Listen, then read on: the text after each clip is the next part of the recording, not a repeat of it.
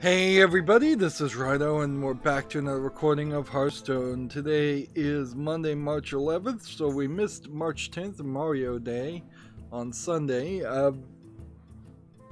It is 7:32 p.m. in U.S. Central Time because of the Daylight Savings Time spring forward, which means it's about 6:32. And yes, I made the mistake of taking an Advil PM at 6 in the morning and sleeping for like 12 hours straight, so we're starting late. Now I had a watch and learn that I felt I needed to do off screen, so I may have missed a daily quest. I did this early at like 4 in the morning today. And I was playing my second account just to get the watch and learn to happen. So we have a card pack, and then we have Tavern Brawls, which we can't deal with. So I guess all I can really do is play mage cards on the main account. There's a decent amount of news. Like, we're not short on news, really. We had things left over. Here we go. Here's a legendary I just got, but on a classic. I just got a legendary on a classic card pack, which means it's either going to be a gold version or it's just going to be dusted. Because I don't have any legendaries I don't already have. So yeah, I had that. So then you come in here, and we very rarely get to do this. Disenchant 1 gold legendary for 400 dust. Which, this is slightly helpful, like, because that builds our dust up. Why is our dust so low? Is because we had to craft all the cards that are about to be nerfed, which we're not still to that point. There is, I guess, a chance that tomorrow at noon, which would be, I think the expansions are going to come out on Tuesdays. I'm really just guessing though. But yeah, I guess there is a slight chance that in that tomorrow at noon, we would get an update or a timer would trigger, and I could, at that point,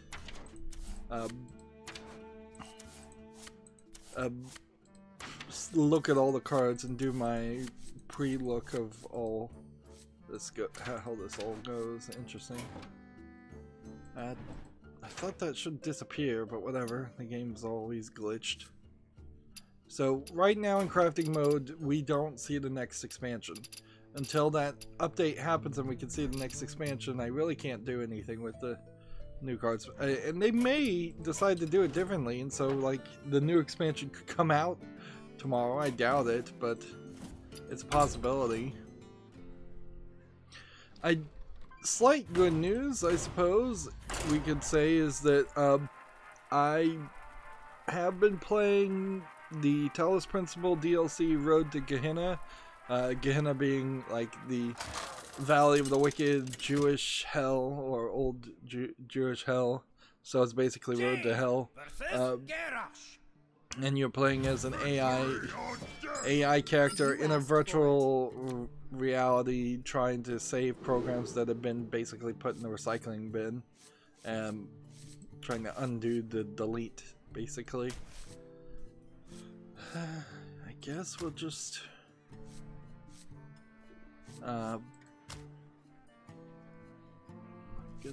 gonna hold on to everything. The Talos Principle, the main game, is something I played 5 years ago, but it was kind of a badly programmed on its own engine game, and because of that, the way it looked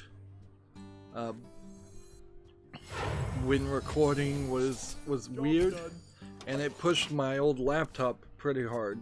Now on my GTX 970, it's not really pushing the graphics card at all, but I'm using, as I'm streaming right now also, I'm streaming and recording using the newly programmed NVEC encoder on OBS, and so I thought maybe that would push it.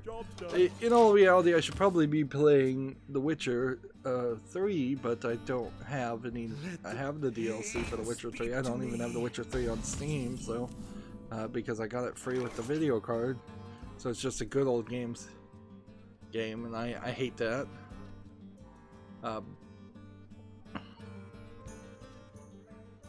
So, yeah. Job's done.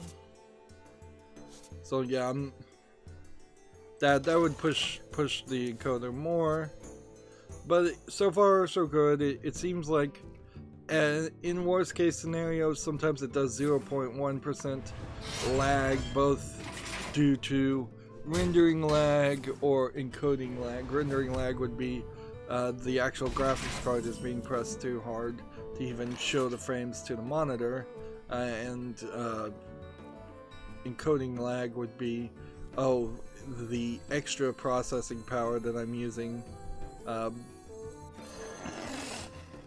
is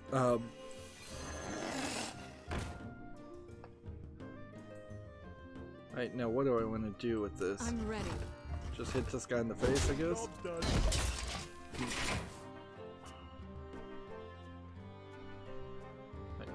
That belongs in a museum.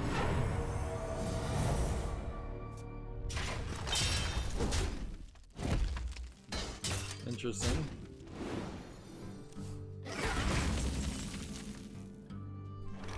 Can I do this and then this and guaranteed death? No. Can I do this and this?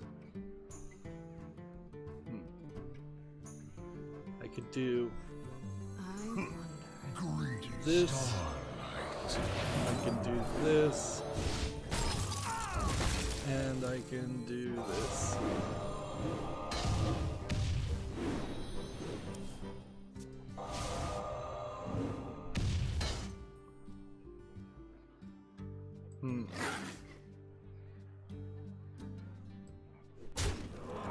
See if we can burn some cards on this guy. My hand is full. 0.1% lag seems a little bad, but also remember I'm hoping at some point this year to get a new graphics card, probably a 2070 if I can get away with that, if not a 2080. And then with that big jump of 2 generations, we should see almost 0% lag. And frankly, that percentage is less than 100 frames in a game that or recording that would go on for at least 30 minutes. That's not terrible.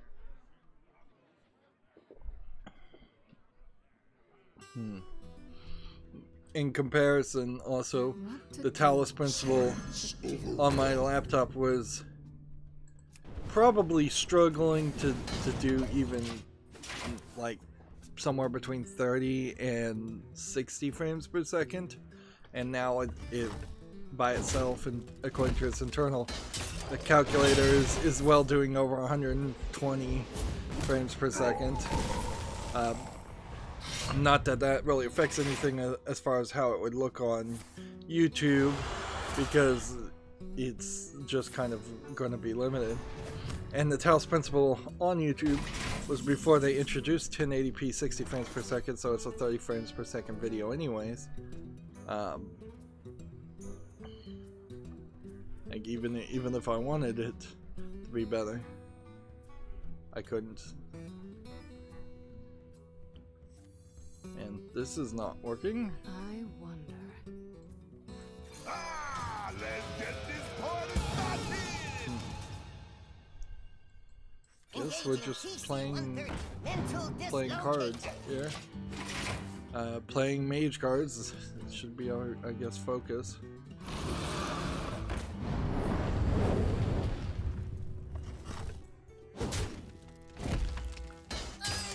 But yeah, I got 9 videos uploaded and recorded for the Road to Gehenna DLC. 2 of them are kind of just reminder things. Taking 5 years break between doing DLC is not a smart move per se. I'm ready. So yeah, I'm trying to remind myself how the game plays, what happened, looking at the endings, looking at the prototype, looking at the demo stuff that was in it.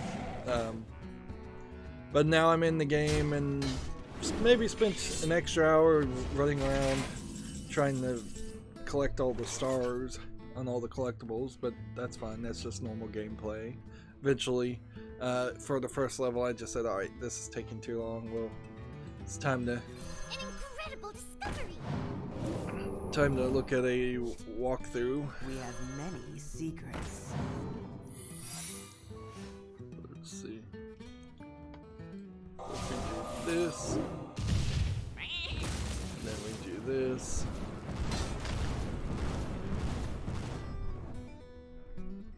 And I'm ready. we'll do this, and then we'll just end the turn.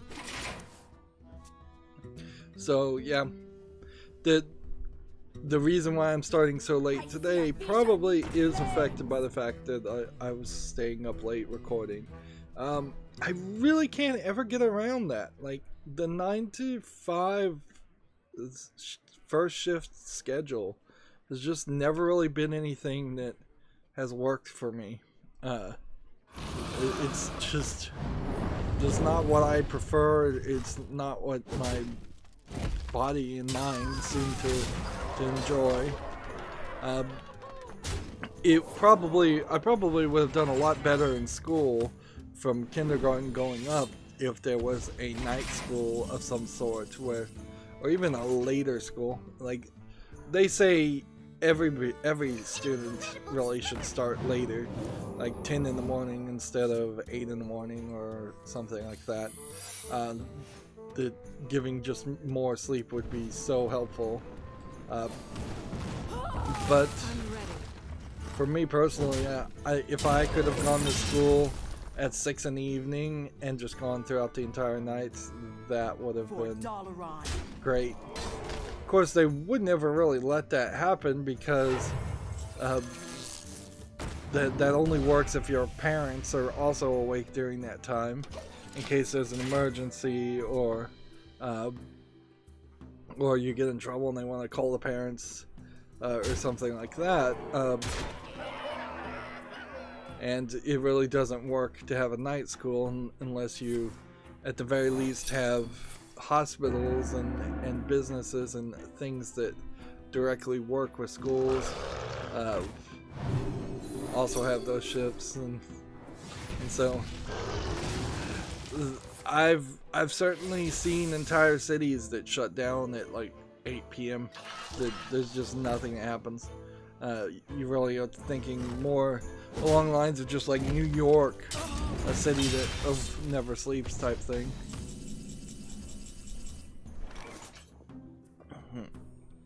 Because, yeah, you need an entire society, frankly, to embrace a second or third shift lifestyle for it to make sense for that to even happen for one person. Or you can be in the extremely rare situation where you're running your own YouTube channel and you can just make your own hours, or you're doing something where you can make your own hours. But even for me, that doesn't work with live streaming, clearly. Almost certainly nobody will watch us live. Almost certainly nobody will jump in the chat. This late night time slot doesn't align with any countries that have any languages that I speak. So yeah, I'm not gonna get a lot of viewers from that. Alright, let's start talking about the news instead of just kind of rambling. Because we have a lot of games there probably really isn't that much news, but we got a lot of games that came out, and we had games left over from previous Friday. So we've got a game on Steam here called Mana Rocks. It looks like it's a free-to-play collectible card game, early access, and in-app purchases. The problem here, you can see already, is that it's ranked mixed, and I don't see how this beats Hearthstone. It looks very much like it's taking a lot of cues from Hearthstone, but I don't see how it beats it. And thematically, just going with rock golems, with it seems like they're doing. It seems odd. It seems almost like it's a 4-player game too, instead of 2 players. Also doesn't beat Magic the Gathering. Like, that's really where this is gonna fall apart, is if you are gonna make a collectible card game, it has to be as varied as Magic the Gathering is in the types of characters and creatures in the universe. Even the Warcraft based coverage that we have here of in Hearthstone could really stand to be more varied. Let's see. Moving on, we have a game called Slapshot, which looks like it's kind of like low polygon characters. They're kind of cute. Playing hockey.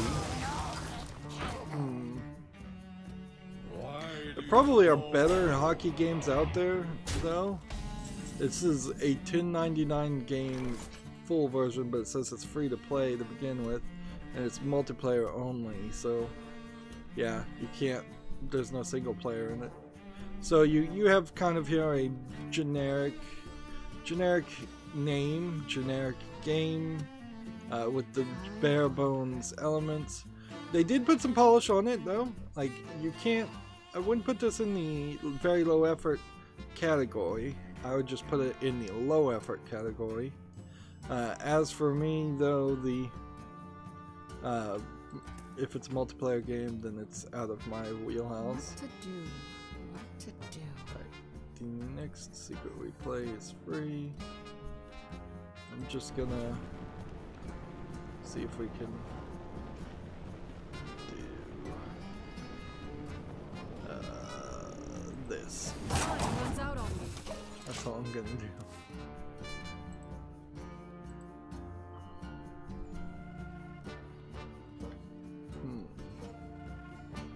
Next, we have a game on Steam called Polygons Royale. I don't know if this is a reference to Polygon, the video game site, journalist site, alleged journalist site. There's a little yell journalism myself there. Or if this is just the fact that everybody's polygonal and this is obviously a very low effort asset flip to make a Battle Royale clone. Season 1 for $4.49 discounted. Single player only too, so I don't know how you would even call that a Royale game. That seems to me to be completely off the mark. What to do?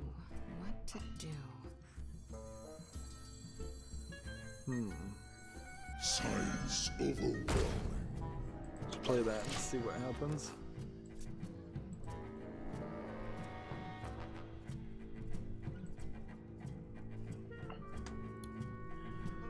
Next we have a game called Edge of Eternity, which is a JRPG game. Looks like it's got a lot of polish on it, but it's kind of some no-name developers. Interesting. It's rated very positively, mostly positive. It's early access for $19.99. It's single player only. I guess this one deserves to be on the fall list. It certainly is going to be on the bottom of JRPGs. If I am ever going to play a JRPG, I don't see how this game would succeed in relevancy unless Edge of Eternity comes out of early access and looks really, really good and is just doing a better job than Final Fantasies and so many other games. I will say that maybe this falls in a category of a realistic art style, where so many JRPG games are instead a more along the lines of an anime art style. So I could see a change happen there. Let's deal 3 damage and freeze.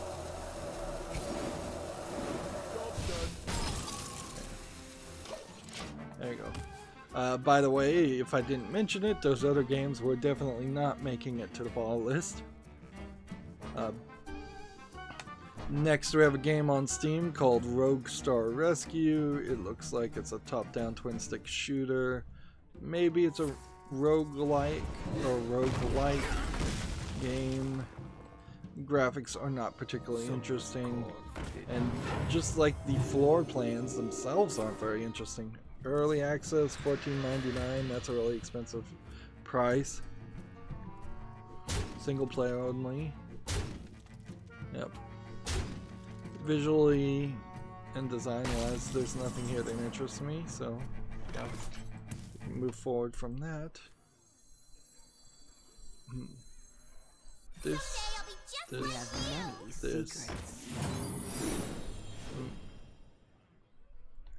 And that. Yeah, but I'm about to lose, so all I'm doing is playing spell cards and losing in the same time.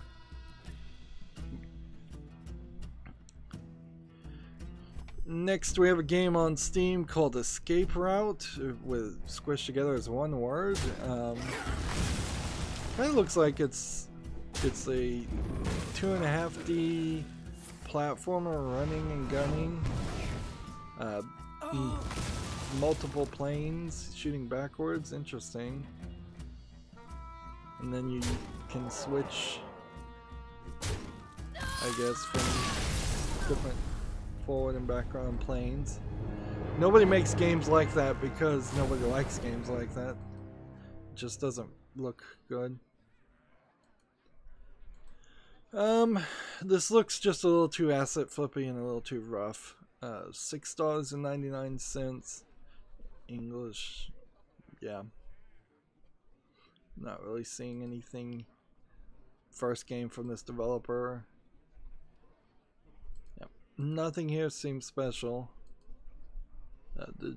This does seem like a nice experiment on an indie developer's part to try to make something, but then they tried to sell something that is just an unfinished product in my mind. Like 2 to 4 to 6 more years working down the road. Maybe this indie developer could, or that developer, maybe he's not an indie developer, maybe at that point he could do a complete experience with a lot more polish, and it might be above average or average. You asked for it. But right now it's not. Anyways, TechRaptor has an article here. They have the review for Left Alive. Everybody has hated Left Alive. I don't even know if it came out to the West at all, but it was pretty bad in Japan alone. So TechRaptor gave it a 3.0 bad. Odd that it even got that much. I guess maybe they reserve 1s, 0s, and 2s for games that just absolutely don't run at all. The summary is: Left Alive is a shoddy assembled mess with no real redeeming features. Its broken AI and glaring technical issues only to serve to highlight the poor game design on display. Pros are mildly entertaining story, cons are broken AI, clumsy shooting and dreadful action, bad stealth, brutal and punishing difficulty.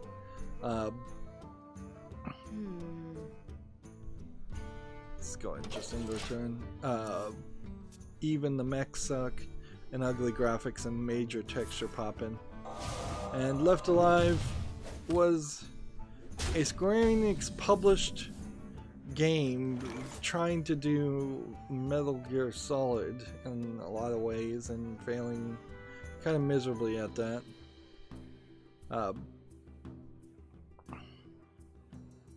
So what I'm thinking is this is another small indicator that maybe, just maybe, Square Enix is at its death door. With the continued drawing out of Final Fantasy VII, that's a problem, but that's probably not a new problem for Square Enix because they've been drawing out re-releases and new versions of games for a long time, but it may have just finally caught up on them. With the failure of Final Fantasy XV, that's a major problem. With the producer of Final Fantasy XV leaving the company, that's a problem.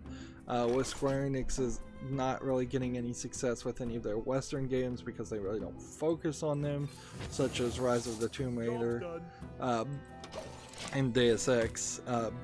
That's a problem. There's over the last year or two, there's been a long list of AAA games and major titles that Square Enix should have had some winners on. Those were supposed to be the tentpole games that would have funded the more questionable games like The Quiet Man, which of course The Quiet Man was a huge failure too. So the thing you can never really guess is just how much money is Square Enix really sitting on. I guess you could probably do some financial research to find that out. And how many projects do they still have in their pipeline that they could come out with tomorrow and potentially sell and make some money? I think the answer to that is probably very few.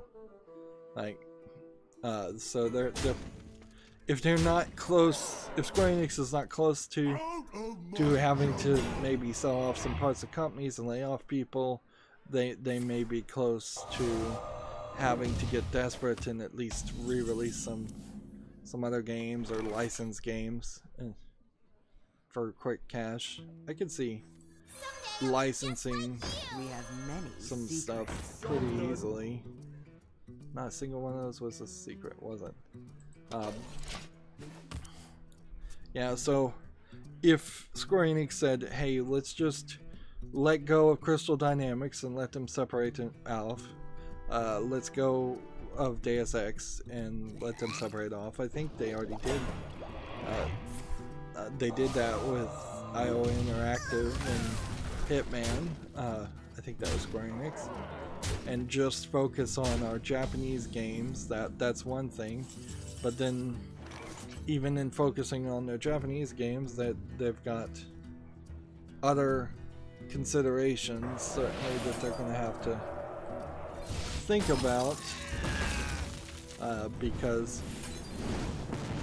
it's not just going to magically make enough money to maintain a slimmed down Square Enix with what they have coming out just in the Japanese market. So I think they probably took a too big to fail attitude, and now it's starting to crumble in 2019, the year of companies falling apart and going bankrupt. Speaking of companies falling apart and going bankrupt, as I'm just rambling here, the Valve News Network channel, which I think last stream I said I'm not sure if he really says anything new or useful. I guess he kind of found something new useful to say. He went on to I assume Glassdoor.com or some other site like that, where people review their companies, and often it's disgruntled employees review their companies after they've been fired or laid off, and read several of the reviews of Valve, and just kind of pointed out a lot of the problems with Valve in more detail than I had ever heard before. But yeah, there's has obviously been some problems with the way Valve is run, and it's just not run. It's run as this almost anarchistic, libertarian company, which that attitude serves Valve, I think, well in their hands-off, like we don't want to censor mentality for the Steam storefront, but serves them very poorly when you actually want Valve to make a game and make a product and have it actually succeed. And of course, all of these, the reason why Valve News Network was going through those reviews is because Valve laid off a bunch of people, probably most of which were at the Artifact project. So here I need to play Priest games, and well, yeah, I could ignore Priest games. I could play Druid and Rogue games, and then I'll just get these two and leave this for a reroll. By the way, I finally got the Choose Your Champion packs on the European account. I don't know why it was delayed. It seemed like it was delayed a day or two for some reason. So that's what these two packs are.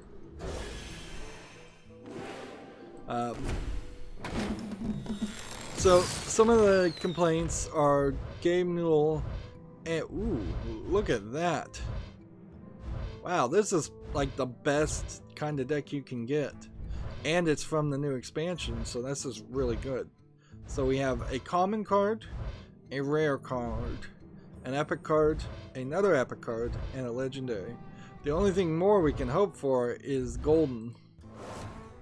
No golden there, but very possibly I don't have that card. No gold there, but again, very possibly almost certainly I don't have any of these cards. So I'd really like to see a deck where it's just 5 gold, 5 gold cards or 5 legendary cards. If it was just really expensive to buy a pack that said you're going to get 5 legendaries, I would love that for some of my choices, even if that was the equivalent of like 50 packs. That's a better deal. I don't think Activision Blizzard would ever offer that. And if they just offered packs that were like 5 golden cards of any rarity, that would be really cool too. Interesting. I have 7 cards here to disenchant, though. So let's see what actually was new. So, yeah. Common complaints were Gabe Newell plays League of Legends in his office, and that's kind of all he does on a day-to-day basis, and doesn't really run the company. The board are all filthy rich, and they don't really care about running the company or doing their job. But I guess they also, if you're filthy rich because you have stock options at Valve, you've got to make sure Valve doesn't fall apart. I think there's also a fair statement to be said in the Glassdoor reviews and the reviews of Valve that half of the people that were laid off probably were people that, from one reason or another, I'm not just going to say it was a bunch of SJWs that wanted to put it to push a pro censorship on the Steam store, but there was probably definitely some factions of people that were laid off that wanted to take Valve as a company in a completely wrong direction, in my opinion. And I think maybe you could label the board being lazy or not wanting to do any changes as particularly like in any job. It could be that maybe the board has experience and they know that the changes that are being suggested are bad. On the other hand, one of the first jobs I ever worked was in a time where I was working in a TV station and they were upgrading to HD, or they were supposed to be upgrading the HD by government mandate, and they really weren't doing anything at all. They had one device that was just automatically upscaling all the standard definition technology, all the standard definition feeds into the digital format, and it wasn't actually even going from SD to HD, it was just going from analog to digital. But it should have been, in my mind, like a time of great change. It's like all the equipment in the entire facility was like 10, maybe 20 years old. It was like, all right, we need to start a plan. We need to start upgrading. We need to have a schedule. We need to make some changes and do things. And it's like, nope, we're not changing anything. We're just doing it the same way as we always did. And it was like, okay, well, I don't want to be a part of a company that's just going to be complacent for decades on end. And so, after giving it a reasonable amount of time to see if it got any better, I finally said, look, I'm just not gonna work out here. I'm gonna quit. Because, yeah, that was dumb. So, but maybe I was young, and maybe some of my suggestions were dumb. It was more a snowflake turning into an avalanche effect of, like, nothing by anybody was being changed. So even if they were suggestions or ideas from other people, like, none of the other employees were even bothering to make any changes or suggest any improvements.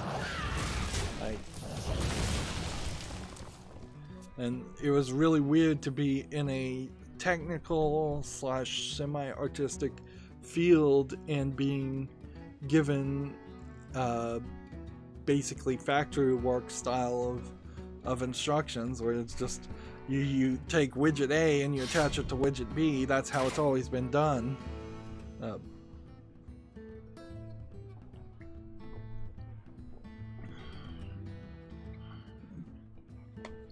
So yeah, there's other things. I'd recommend maybe fast forwarding, put it on double speed and watching the Valve News Network YouTube video. But a lot of it is just there is this secret bosses type system that goes on where you're not allowed to call somebody your boss, but they actually are your boss, and then they randomly pick people to do performance reviews on you that you very possibly never saw or worked with, and then you get no feedback as to why your bonus is a certain way based on that performance review.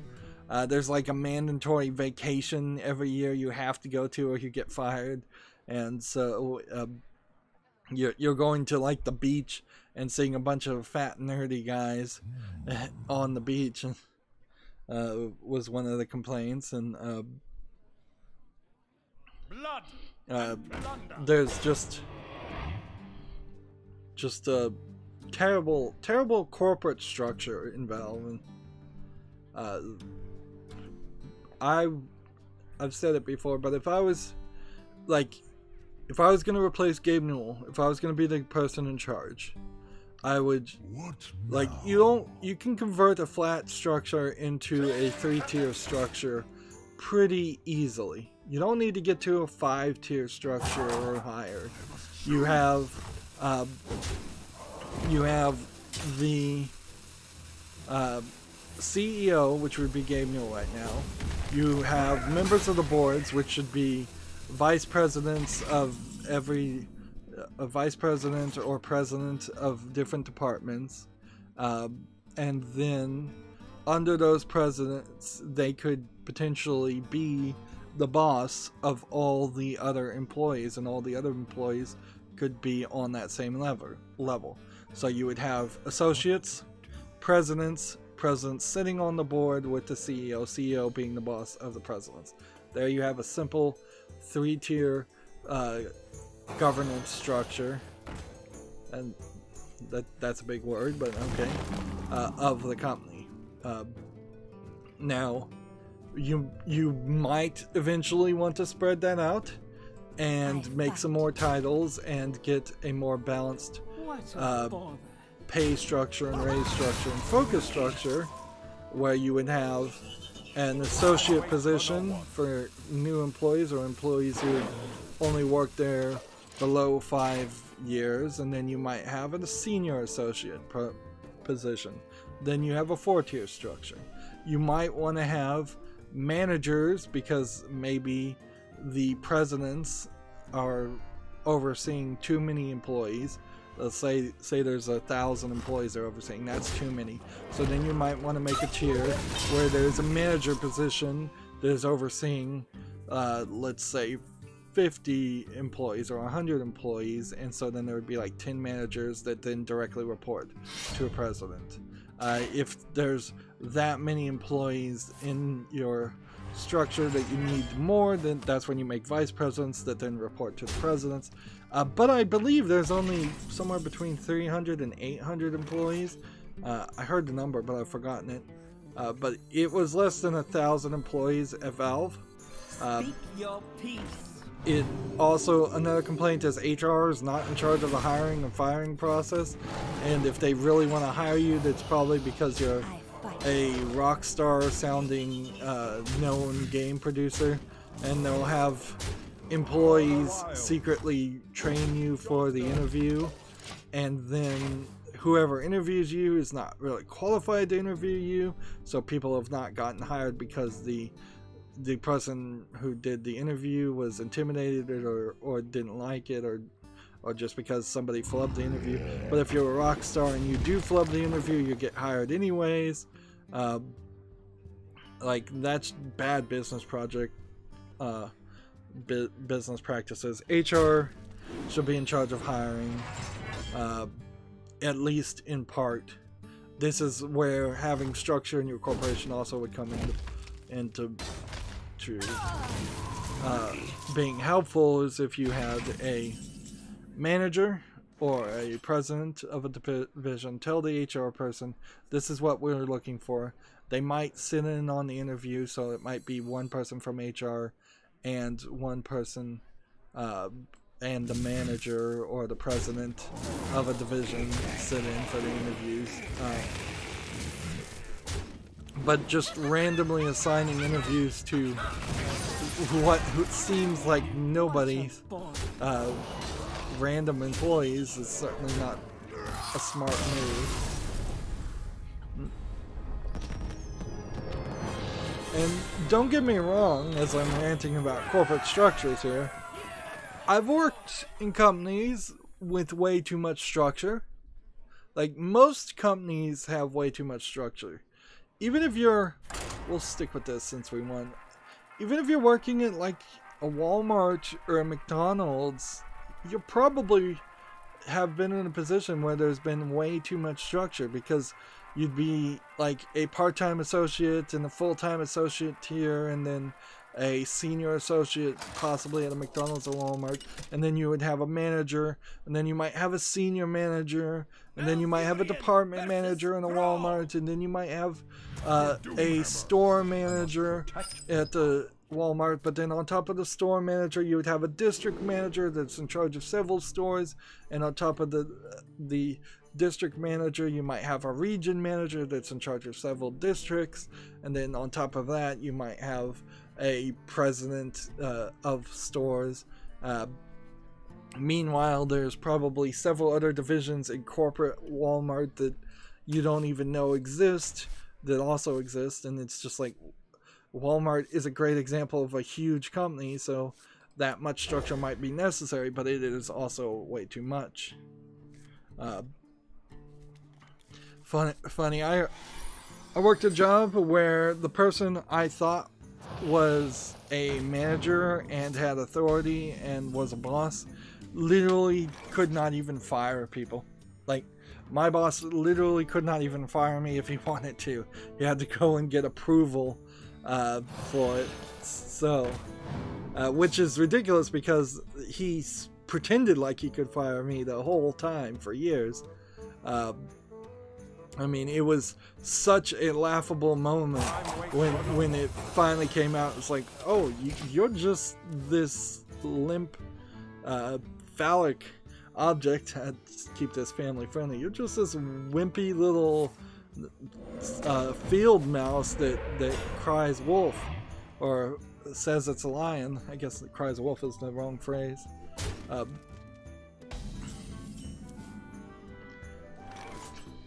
But yeah, you cannot go with anarchy in a corporation. That's just not gonna work. I'm surprised Valve has succeeded as well as it has. But I mean, you can be hands off, but you need some corporate structure. People need to know who's the boss and who's in charge and what projects are in focus and what we want should be worked on. You see the failure of Artifact, and 100% this is the reason why Artifact failed, is simply because it was not a company's focus. Like, if they had just made if all of Valve had been put on the project of making Artifact be a success, Artifact would have been a success. But it wasn't, clearly, because somehow it got in there that it was going to be a pay to play game, a full price $60 game with all of the wrappings of a free to play game, and nobody got in there. There should have been, if everybody was working on that project and that was the direction it was going, there should have been a company-wide revolt at that point. Like, people should have been quitting in protest or screaming and yelling at each other. But I imagine there isn't much screaming or yelling happening at Valve. I imagine it's just, yeah, whatever, you do whatever you want to do, and I'll just roll my desk to another department. Like, that was another complaint, is just, you don't want to be labeled a negative person, and it's like, sometimes negativity would have helped. Like, if anybody had brought a little negativity, a little challenge to Artifact, it wouldn't have come out the way it did. Also, where's Valve's PR department? Apparently non-existent. It really seems like it's non-existent, because there was no real push or advertising outside of Valve for Artifact.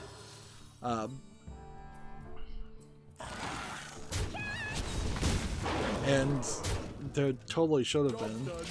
Also, there should totally be a PR department in Valve, just to like have Steam always be put in the best light possible, to have Valve be put in the best light possible. It seems, in the end, it really kind of boils down to Gabe Newell left Microsoft and had a bad time at Microsoft and went in a different direction, although in fairness their peer review is probably even worse than Microsoft's stack ranking review, which is a pretty bad system anyways. Stack ranking being you rank all of these people that you work with at Microsoft, and whoever is at the bottom either doesn't get a promotion, doesn't get a bonus, or straight up gets fired. And what that inherently does is it makes this level of competition that never ends, because there always is a loser. When you do something like stack ranking, you say, even if Microsoft has a bumper crop year and does great and everybody did their best, there's still always somebody who has to be on bottom and has to suffer. and that's just a bad working environment to develop around it. So yeah, I can see why Gabe Newell left Microsoft and wanted to do something different, but in the end, I don't think he's succeeded in doing something better. I think he's just gone in the other direction. It's like if Microsoft was extreme 100% capitalism, then Valve has gone the other direction and gone extreme 100% communism. And most economics will tell you neither one of those are going to work. You need a mixed economy of some sort.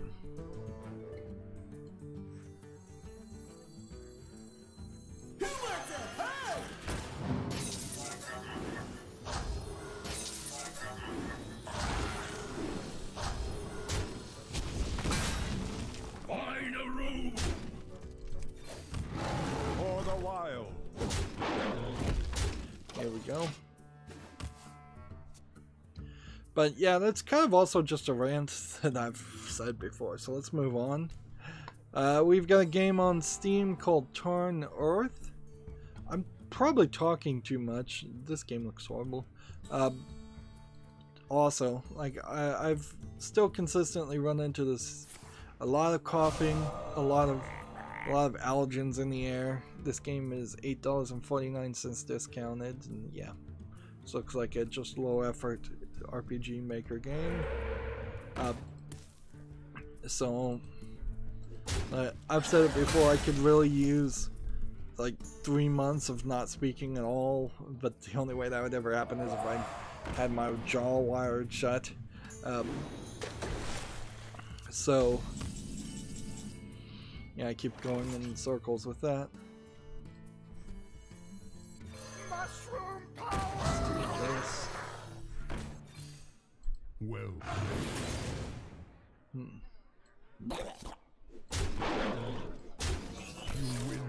There we go.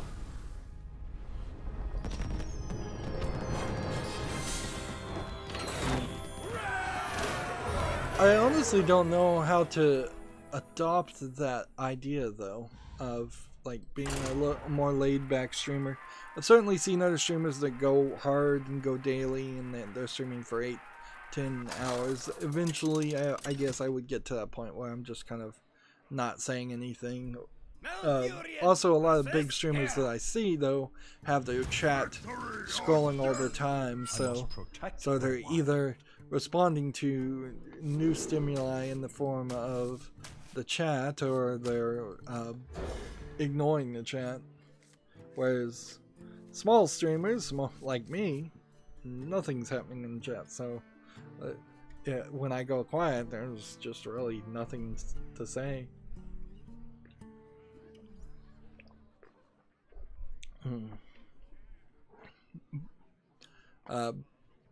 Of course, that's a significant reason why we shifted Hearthstone over to Hearthstone and Video Game News, is because I was running out of things to say. But there's a difference between wanting to talk and having nothing to say, and kind of needing or not wanting to talk. And I'm at the point where I need to rest my voice and not talk. But I don't know how I would do silent streams. I could do a silent Hearthstone stream like once if I lost my voice or something, but at that point I don't even see a reason to live stream it. Moving on, we have a game on Steam called Next Stop 3, which looks like it's a train simulation game. Let's see, this is $6.99, 50 levels, so it's kind of a level thing. And this developer has made Next Stop 2, which is rated positively, and apparently now Next Stop 1. So what I'll do is I'll look here and see. This came out in 2016, so they're hardly flooding the game with flooding the store or anything. I'll confirm to see if this is on a follow list or wish list. If it isn't, I'll put it on a follow list, but that's about as much as I'm willing to do. And then we'll try Next Up 2, and I'll double check to make sure if there's a Next Up 1. But yeah, playing the third game in a trilogy before playing the first two is usually not the right move. That being said, one of the games I saw and was going to put on a follow list, which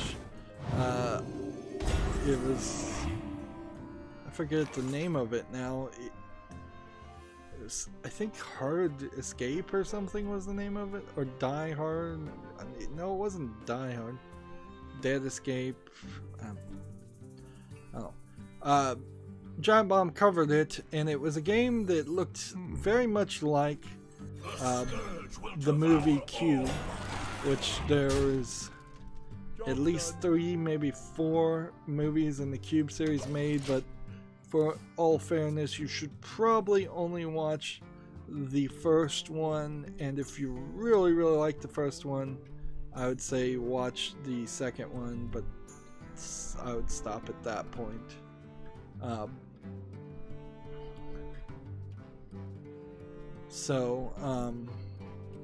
What now? Yeah. Basically this game is an early access game of the first movie of Cube, with the exact same ideas and some of the exact same traps. In case you're not familiar with Cube, lucky you for not watching terrible sci-fi movies in the 90s, Sci-Fi Channel movies in particular. Cube, like 9 people, I think it is, wake up in this empty square rooms, and each of the rooms open up to 6 different empty square rooms. It's a giant Rubik's Cube, basically, and with people in each square, and some squares have deadly poisonous traps or blades, or a different trap basically for every room. And so you might walk into a room and just be immediately sliced into pieces, or you might walk into a room in the game in particular where there are deadly traps, but you can escape them or avoid them, which is somewhat accurate to the movie too. There was like a trap that was sound activated, so if you just didn't make it sound, you could get through the room. There's 3 3-digit numbers connecting each room. In the movie, the 3-digit numbers are like powers of prime, so you would need a mathematical genius to be able to solve it, and luckily for the movie, there is a autistic looking man who happens to be a mathematical genius and able to solve it. And they learn to throw their shoes in rooms to see if they're trapped or not. And so that's basically what this game is it's a recreation of that, with also kind of a battle royale element, because you can get weapons in the Carnage mode, and you're not particularly just working with your friends online to escape, but you're actually working against people to be the last man standing. And it really was a game that I didn't think Giant Bomb would cover, because it's an indie game, and it's the second game in the series, so the first one just didn't have enough traps, is what they said. But yeah, having seen people play it, I'm ready to put that on the wish list. Although it is kind of a multiplayer game, so I don't know how much of a single player experience I could really have with it. And your experience will vary drastically based on whether you have a lot of friends that they would be willing to play with you or not. But it's also, I think, fair to say, a little strange that it's taken this long until somebody has stolen that idea directly, because I don't know if there's really any room for a lawsuit for ripping off the kind of generic ideas, and I don't know if Sci-Fi Channel or whatever the production company for the Cube movie series cares really, since they haven't done anything for it. It might actually get them a few more sales on like movie rentals or DVD sales.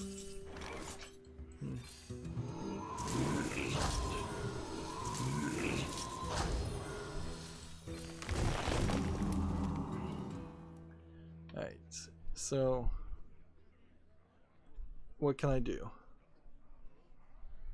I could do this. Like, every damage I take or do, it's going to power this up. So I need this dead. I don't have really a way to do that.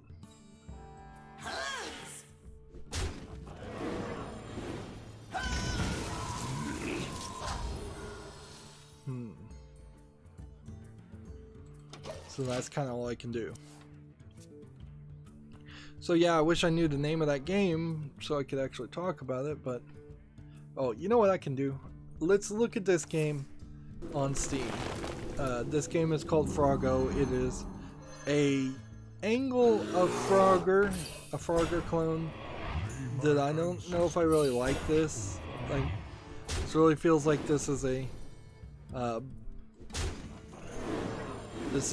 direct clone of the mobile game of like Frogger 256, I believe is the name of it. This game is 59 cents discounted. I guess if you're gonna make a clone of a mobile game and put it on Steam, I can't really be too upset about that, considering how it would have been super easy for the actual creators of their game to go down that route and do that themselves. Okay. How do we want this to go? We've got one here. We've got one here.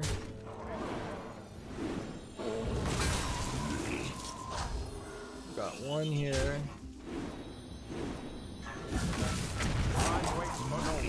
And one here.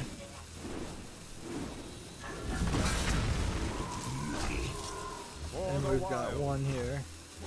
Job done.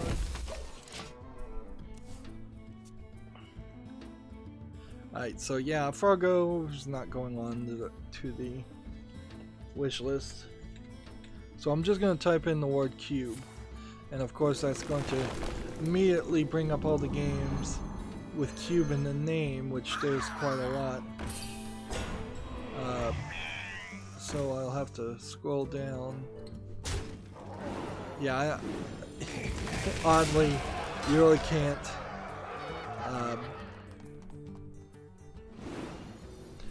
search the words cube. Alright, so that explains why it's not named cube. There's even a game series I know it's just cube. So what if I type in movie?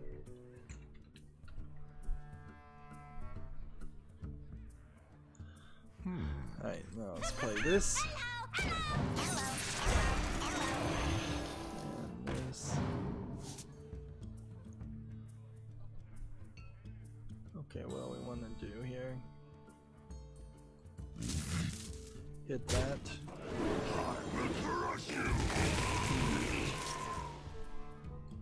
Hit that. Hit that.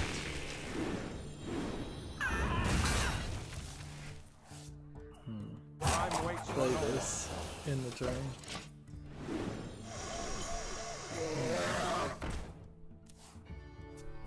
And what if I search the number 2? Q movie 2.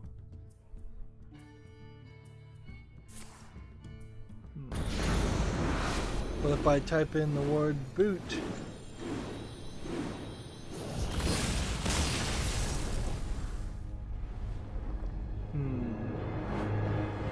There's gonna be too many things with boots in the name. Relevance. Release date. If I search by cube on release date, this has just become how do you search for something? And fine, we can keep this a little varied. We could try rogue game. Odd rogue 5+.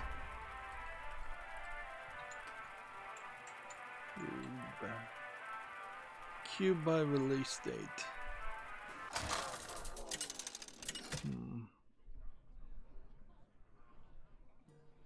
Ah, okay, here we go. Took forever to figure it out.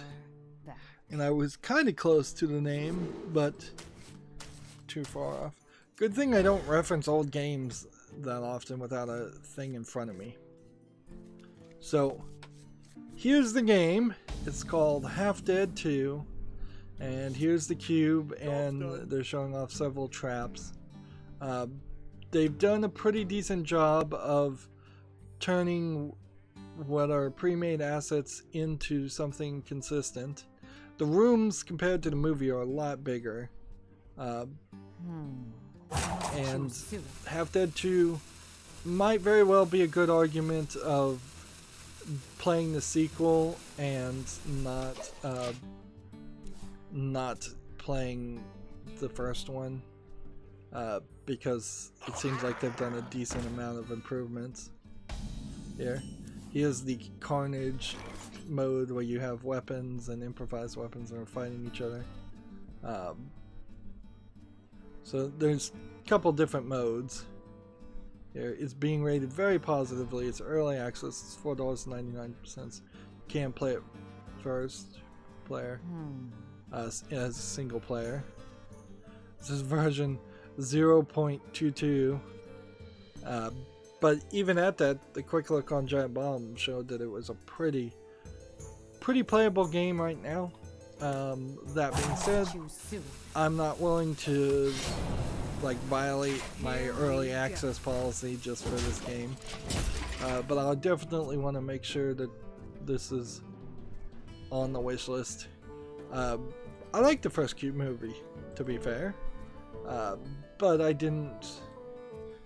Even the second Cube movie is alright, but by the time they got to the third one, it was just awful. That third movie went in an insane direction, and I imagine it probably wasn't even a Cube movie in half of the script. I think, if I were to guess, they took a script from a completely different movie and added it to another script or a generic idea of a Cube 3.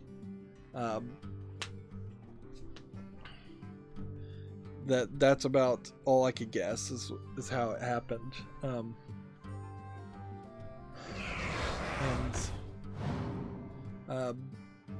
If there was a Cube 4, I don't remember anything about it.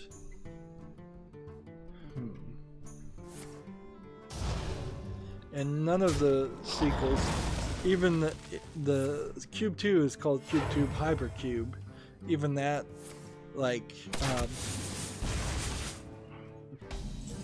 at that point, went in the wrong direction for what the first movie was. It's kind of also like the Saw franchise. The first Saw movie was this indie game, indie movie that was directed by young up-and-coming producers, and everything after that was just a lazy, cheap rip-off and continuation of a horror series. Like, Saw 1 is not really a horror movie at all. It's a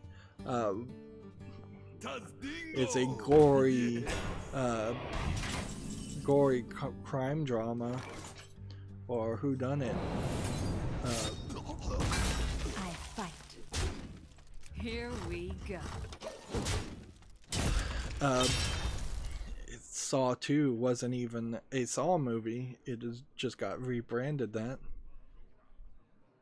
But if I'm going to talk about terrible sci-fi movies in general, they're all terrible.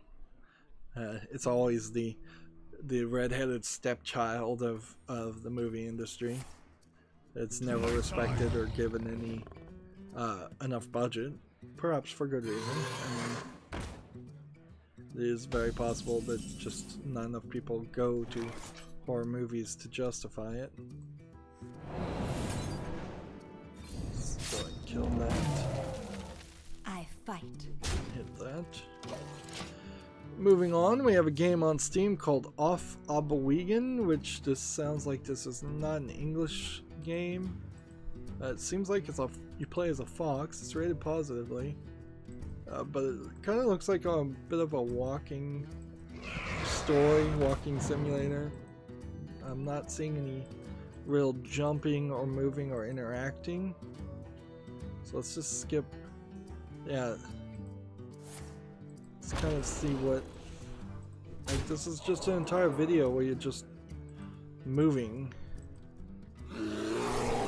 It's free, so I guess the price is right. And it says it supports English for the subtitles and the interface, but then it doesn't support German for the interface, but it has full audio German.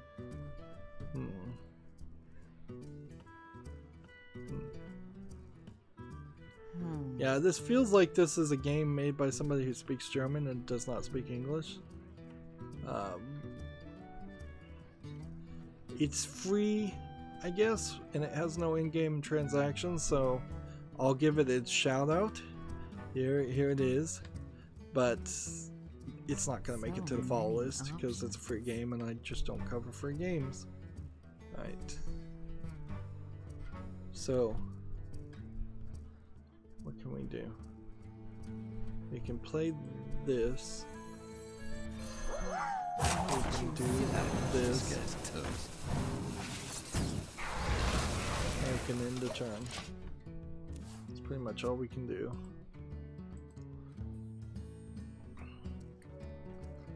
Next, we have a game on Steam called Dark Romance Hunchback of Notre Dame Collector's Edition from Big Fish Games. Turns out the developer of Regency Solitaire, one of their first games they made, was developed while working with Big Fish Games. That doesn't really mean anything, it's just I was listening to a podcast talking to a bunch of game interviewers. This is its standard $13.99 now. Price keeps going up and up every time I see another hidden object game from Big Fish Game. They put that collector's edition on there. They're asking way too much. But I mean, what are you gonna do? Do you want Valve to come in and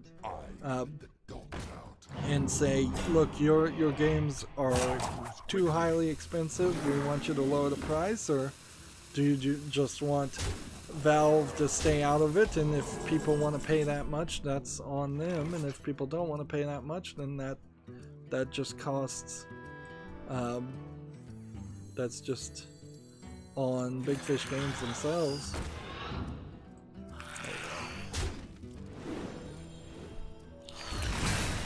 Hey, lights out.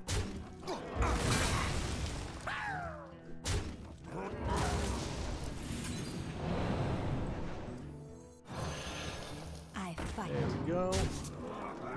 Job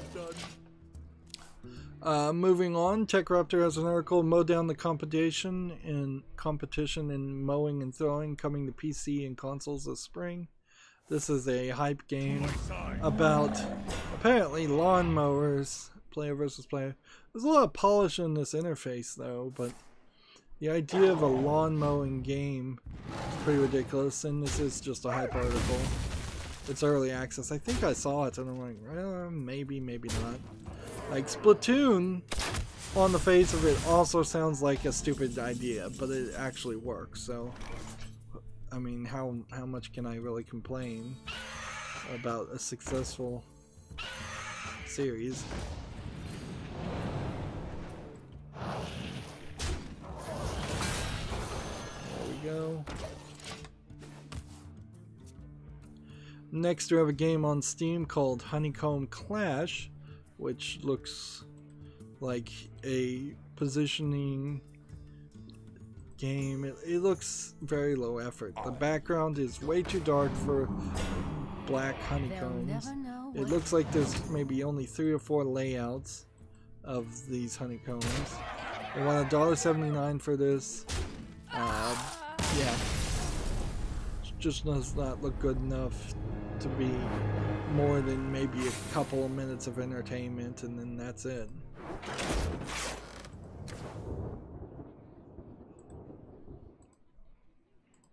Let's go back to Druid.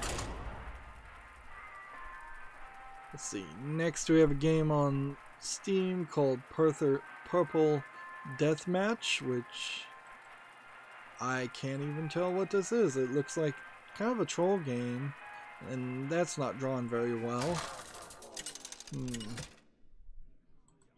Yeah, this just seems like it's either... It seems like a troll game. I'm not even gonna say very low effort, it just looks random. It says it's an adventure game for 59 cents. Like, if I can't even figure out what your game is in the multiple screenshots, if I really have to look at your annoying video, then you've failed to really sell the game. And that's really not so much on me.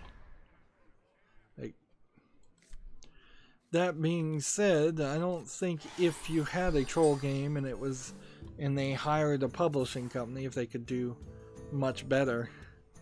Because if you can't make the screenshots because the game looks horrible from every angle, then there's not much more you can do about it. The light protects me.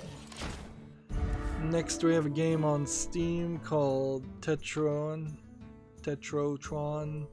VR. It looks like it is, well, it looks like Tetris in VR in 3D, although the 3D is a cube instead of a circle, which I would have gone with a circle. The problem with it though is it also is just the same old standing in one place and throwing things concept in VR.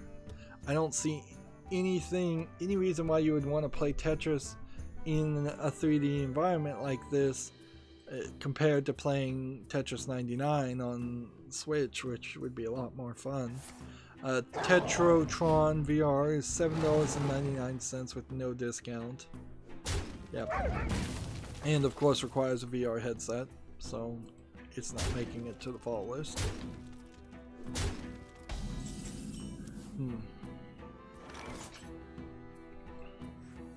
Look out below! We can do 1 damage, that's not a problem. Next we have a game on Steam called Ultimate Coaster X, and I would say with this generic green grass flooring and background, this is not the ultimate roller coaster designing simulation game. I'll be interested to see if this has VR in it. Early access free, so the price is right, but it does support VR.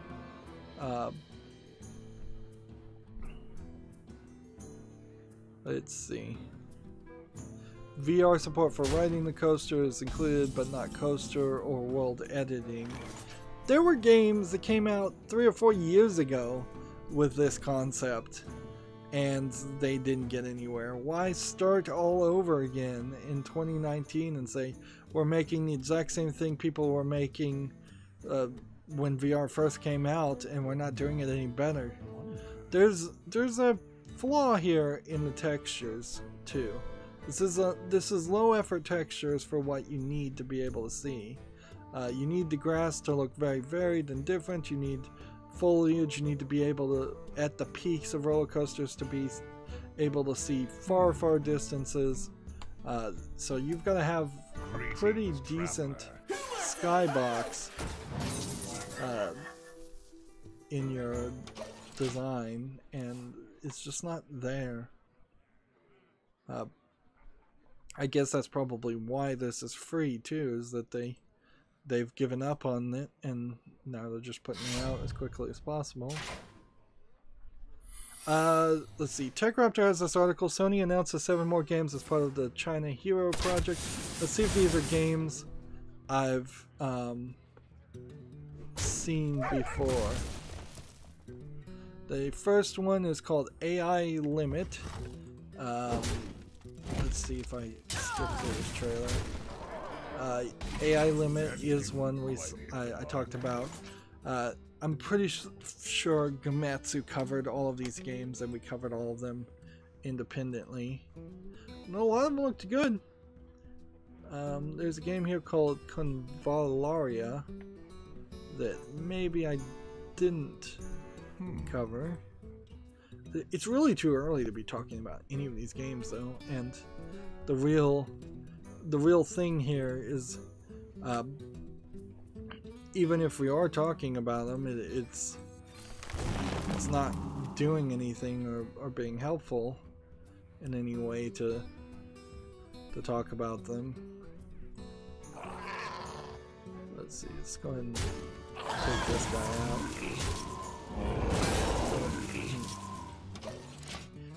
Because they may not come to, these Chinese games may not come to the West.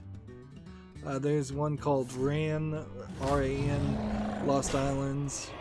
Looks like a pirate game or a medieval game. We may have talked about that. Here's one called Anno, A-N-N-O, which can't be the right name outside of China, because there's already a game called Anno. There's one called In Nightmares. It seems like these are kind of new.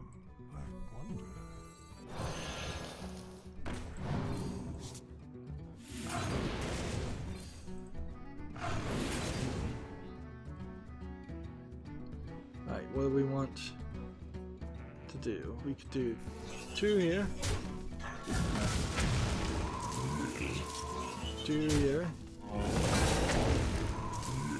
This guy's a hunter, so he might be doing an explosive trap. He's not. Time waits for no one. We can do that. We can do that. We can enter this. Yeah, In Nightmare was the Monster Kid game. And then there's a game called Fist with periods after everything, F-I-S-T. I think we... And every time I skip forward, it just... I don't know why the YouTube player wants to bring up other things.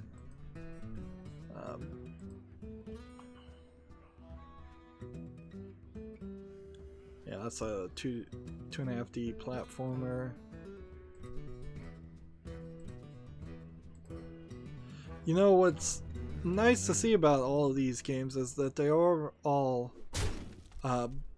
sci-fi-esque, or like none of them are just trying to do the standard this is a Chinese traditional game. So I don't know if that is something where the mentality of, oh, it's got to be sci-fi, it's got to be cool and futuristic,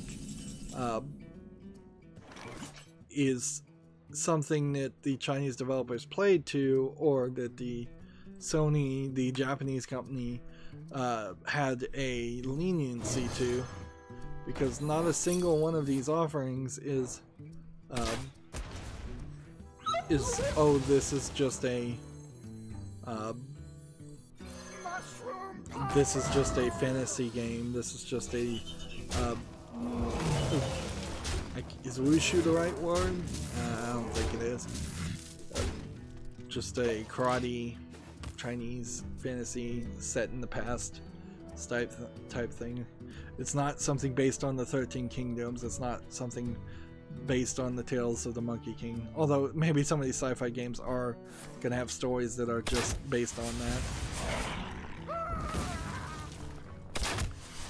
There might be a lot of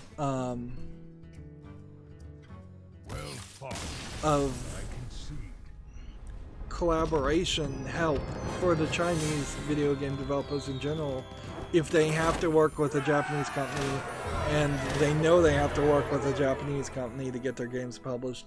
They might be targeting or thinking in different ways than what they would do if they're just thinking about making games that are only going to be sold in China and never going to make it outside to the rest of the world. It might be an interesting little melting pot, although it's weird in the first place, certainly. And so we'll have to see what the Sony Chinese collaboration really produces as far as the quality of those games, or how well they sell, or what regions they actually sell in. But they're definitely pushing it. Okay, so we gotta get at least 2 of these done, so let's see if we can play warrior cards and maybe pirate cards. The fact that I got rid of all of my wild cards may have hurt my chances of playing pirate cards a little bit, but we'll see. Next we have a game on Steam called De-Iced or Decided. I don't even know how you'd pronounce this. D-I-C-I-D-E. I guess that's de-iced or de-iced. Frankly, there's nothing here that looks particularly interesting. It seems like it's a free-to-play game, kind of like Overwatch, English only, or at least doing some of the ideas of Overwatch. Like when I was watching the video, there's a lot of this connected healing or chained stuff being shown off. I've never heard of this publisher or developer also, so, but it's free to play, and it's not my style, so I'll leave it at that. Maybe there is something there. I'm not sure if there's really any news, and we're gonna get all of the daily quests done, and we started late, so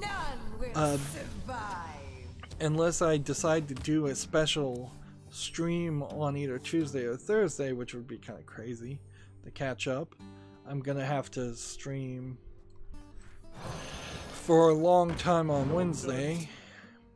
So we probably will try to start early if I wake up, and that's a big if. Just to get games done, and we might get desperate here and just go through all the news. Next we have a game on Steam called Super Cute Kittens. This is a very low effort thumbnail we have here. Looks like this is a asset flip VR game. Doesn't seem interesting. $9.99 actually isn't even VR. So just looks like a asset flip, very low effort game. And I know a lot of times it is just that knee-jerk first impression that I'm going off of, but it's kind of all you get. There's so many games that come on Steam and out and available for purchase that, yeah, that's all you get. Next we have a game on Steam talking about rushing to judgments. We have a game called Furry Chronicles, and it seems like it's probably a troll game against furries, like the internet's favorite punching bags. Seems like they've got a Tails-like character, and it's just a platforming game. So, ignoring the content, it just looks like a very basic platforming game. It's not not terrible. Wait a minute, they misspelled their own name, I think. They did. It's Distance, D-I-S-T-A-N-T Games. It is spelled D-Y-S-T-A-N-T Games here. Wow. You misspelled your own name. This is $2.99, English only. Of course, it's not going to the wish list. A stranger will offer you aid.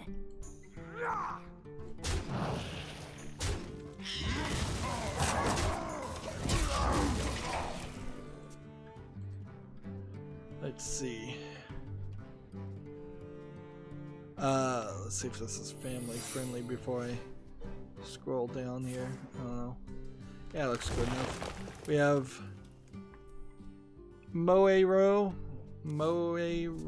Chronicle Hyper launches March 15th in the West, a dungeon RPG available for the Nintendo eShop. So it's probably a low effort anime eShop game from Idea Factory. Let's see, it'll be $29.99 with a 30% discount. That seems pretty expensive.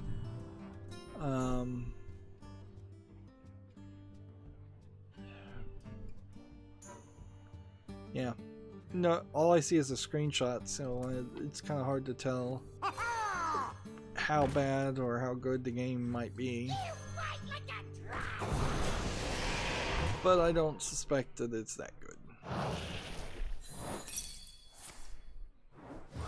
If that was Explosive Trap, that would have really sucked. The future is now.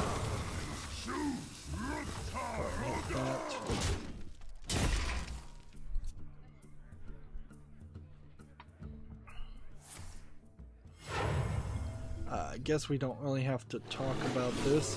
Komatsu has an article, Lover, story event level 1-1, Rami Nakazi gameplay has been shown. This character, I suppose. It's like an idol photo shoot. The game Love R, that's L-O-V capital R, is due out for the PS4 March 14th in Japan. And if I had time, I might watch this trailer, but I don't, and I need to be more efficient with my time anyways. Mushroom power! Okay. The I could do future 5, is now. and then this. This is probably the right move. And that. That possibly wasn't even the right move.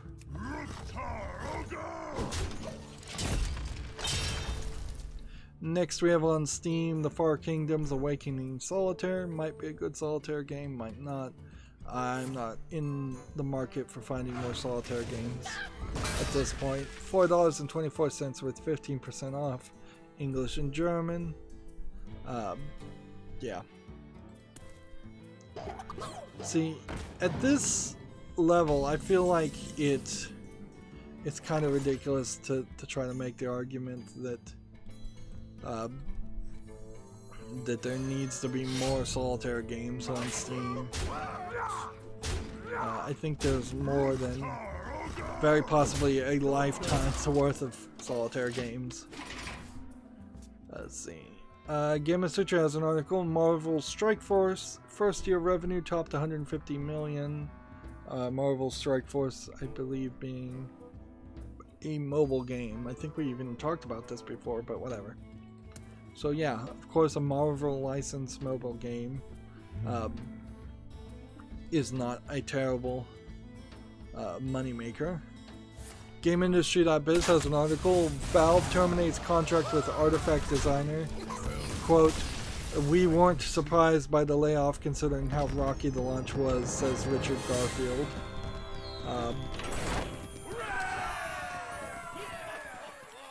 So yeah, that's not really a big surprise. It was revealed last week that Valve had terminated 13 positions and laid off a bunch of contractors. So I wouldn't be surprised if all of that was in part around the Artifact. Artifact is a big failure. The question I suppose that it comes down to now is this potentially, possibly going to be a come to Jesus moment for Valve? Are they really going to think about how they run their business and how they released Artifact, or is it just all Steam engines go forward and there's two other games, at least two other games I think that they have in production and are planning on releasing this year. So like theoretically there's that there is a potential Half-Life VR game still in development, and some others.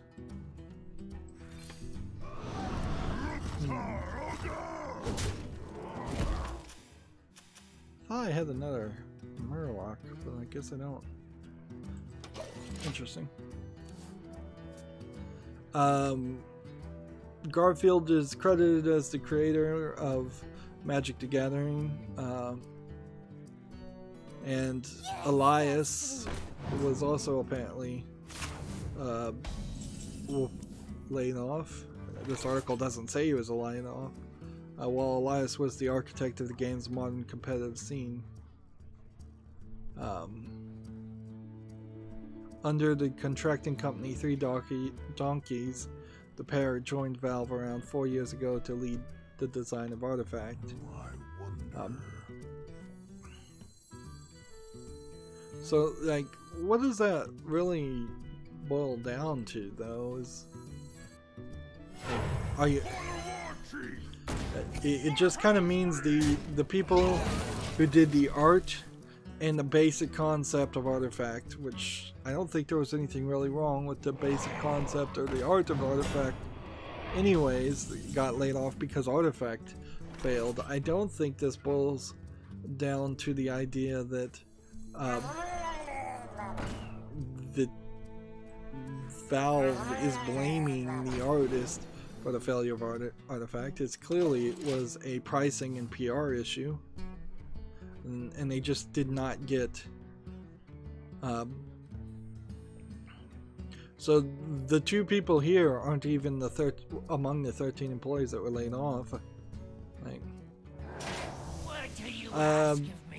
bit of numbers here. January saw a mass exodus of players from Artifact, falling from a 46,456 peak players in December to just 6,919. So yeah, they just didn't get the streamers in it. You don't see Disguised Toast or Criterion really playing Artifact, or any of those people, and they frankly would have been a little happy, I think, in a lot of cases, to have left Hearthstone and moved on to something else. And when Magic the Gathering Arena, if it gains popularity, I still expect a lot of Hearthstone streamers to skip town on that. But with having to pay to play in Artifact, you were always guaranteeing a low player base.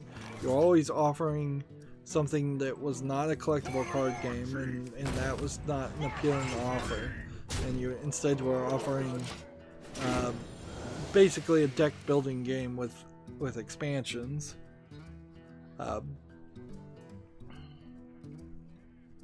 So yeah, it was just terrible business strategy. And that is an interesting question about how good is Valve's business strategy. It's probably pretty bad, and they just got lucky. And now they need to bring in, you know what they need to do is they need to bring in Reggie. Bring in Reggie Fils-Aimé from Nintendo. Put him in charge of Valve. He'll snap that place into shape real good. And Reggie did retire from Nintendo, so maybe that could happen. There's also, I imagine, several other CEOs that could step in and solve the day. Reggie Fils-Aimé is also, he was working out of Redmond, Washington, so that's close to where Valve is, as I understand it. So I would call it now. Game Newell steps down, Reggie Fils-Aimé steps up and becomes the new president of Valve.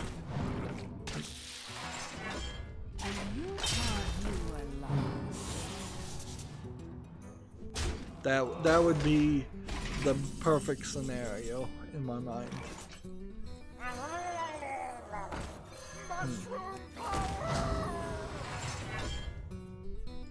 Let's see.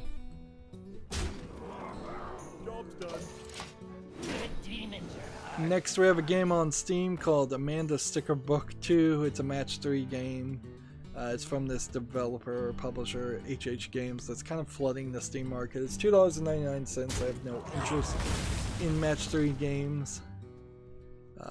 English, French, German. Let's try to skip through all this because I'm getting all of the daily quests done in less than an hour and a half, and I don't have any of the other things ready to go. Any of the news really cleared up. Gamatsu has an article, Landgreaser 1 and 2 tutorial trailer. If you're interested in looking that up, it's an Landgreaser 1 and 2 is an upcoming remake, a collection of the strategy RPGs Landgrazer and Landgrazer 2. It's due out for the PS4 and Switch April 18th in Japan. I kind of do want to watch this trailer though, just to kind of see what the remake looks like. It's a remake, but it's still kind of a 8-bit translation to just slightly newer graphics, but still keeping that 8-bit translation of a game, and it's a positioning strategy game. And it seems like when you do get in fights, you have large armies in front of you. And there seems to be a couple anime guys and a couple anime girls. Maybe the same anime guy twice and the same anime girl twice. But it's also like 80s anime too, so I'm kind of happy to see that art style even in remakes. And I really do miss 80s anime. Bring it back. Bring back that old style of art every now and then.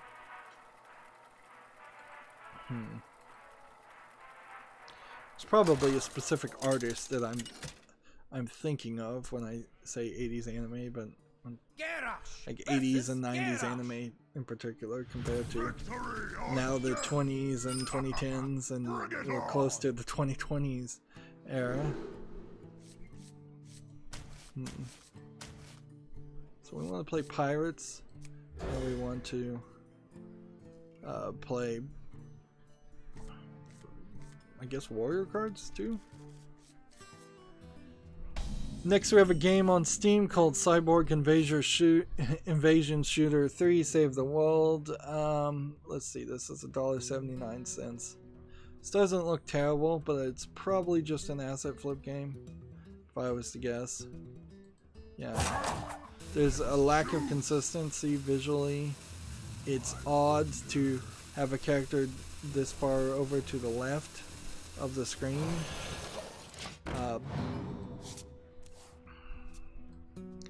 Yeah. It's just not visually consistent. And the game's price is too low at $1.79 to be taken seriously.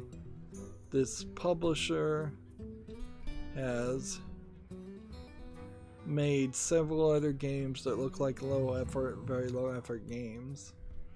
So yeah, that doesn't meet my quality standards. Alright, let's hit this, and then let's hit this. Do this. Let's see. Tech Raptor has a article, Truberbrook Review, a sci-fi journey through a rustic Germany. Truberbrook? I don't know how you pronounce it with the 2 dots on top of it. Looks kind of like a walking simulator adventure game. I guess it's not a walking simulator. I guess it's an adventure game. Doesn't look bad. It's like a point and click adventure game. They gave it a 7.5, very good. Okay.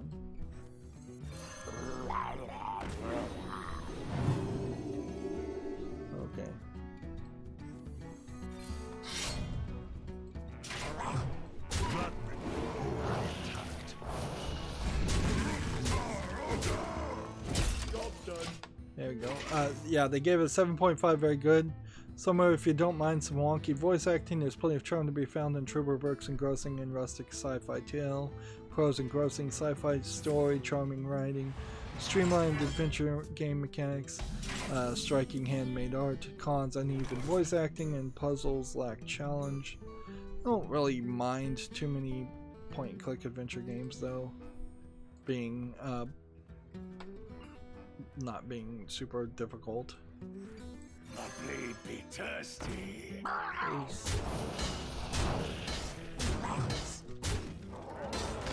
And in return. So here we have this game on Steam. It's coming out apparently tomorrow, according to this. So it's a one-day hype article. But, you know, I guess I can just put it on the fall list. It doesn't matter.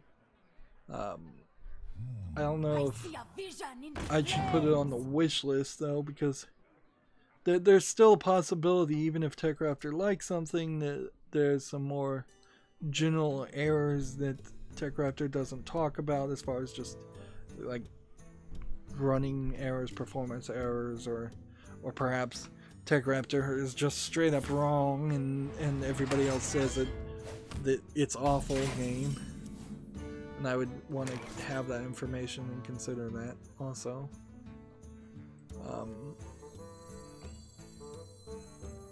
Just hit this.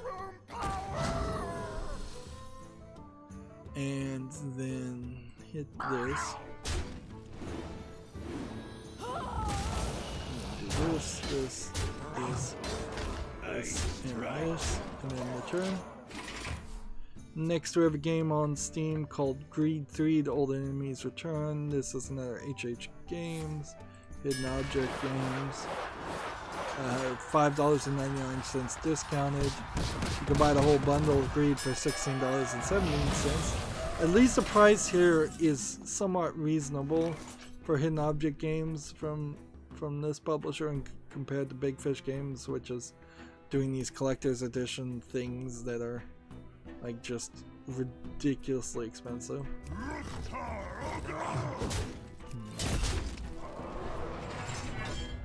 Let's see, swap the health and attack of all other minions. Okay.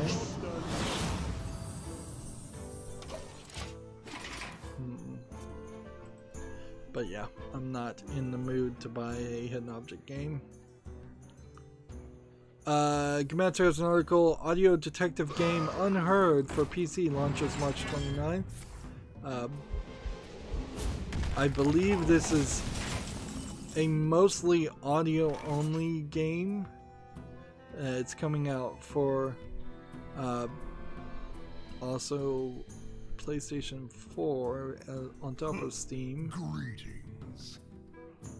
But again, this is a case of What now? game that, let's see, is Your magic silence shall this, not save you. and do this, and hit this, and hit that. So like Unheard here, it's just this interface of a floor layout and just places where you listen via microphones. It also probably is a great example of, you might as well, if you're gonna bug a building, you might as well just straight up put cameras in it too, because it is just completely confusing to only hear audio and then try and figure out what the audio is, particularly if you're just talking sound effects. What now?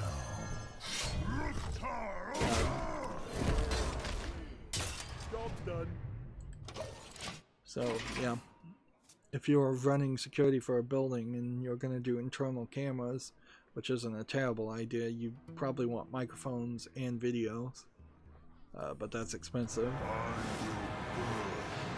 In a lot of ways, it seems like Unheard might be a more realistic spin on the return of Obra Dinn. But this is coming out pretty quickly, so I guess I'm gonna just kind of leave these on the fall list and see. I don't know how well as a video game reviewer I could get along playing a game like that though.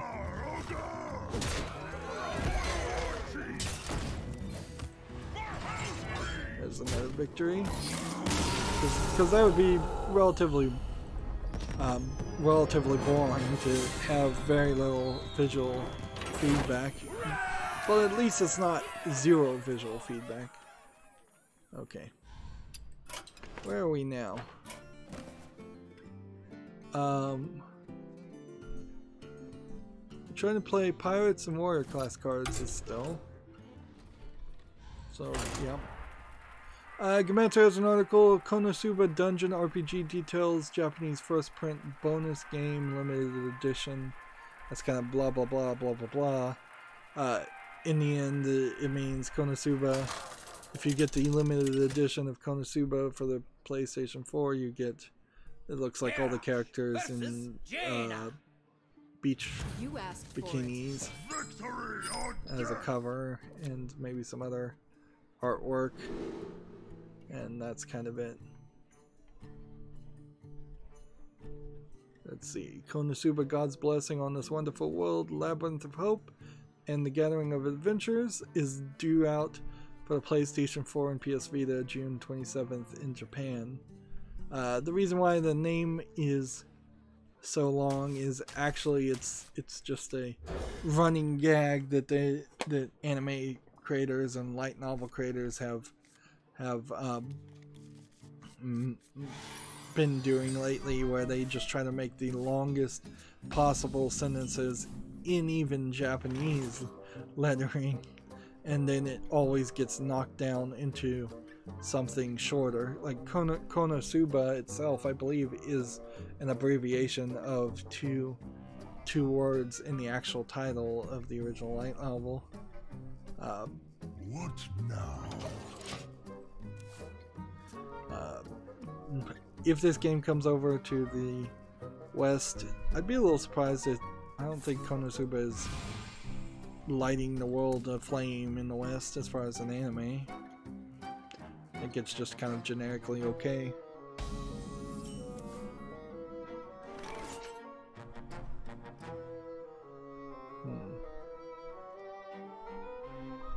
Do I want to play this? I guess I can play this first for this turn.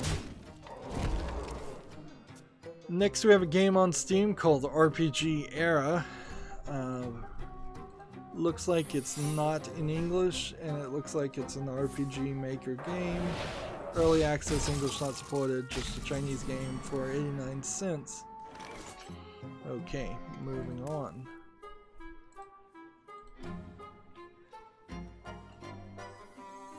Are we ready for this, or do we want to... Let's go with this, because this will tell me quickly what needs to happen.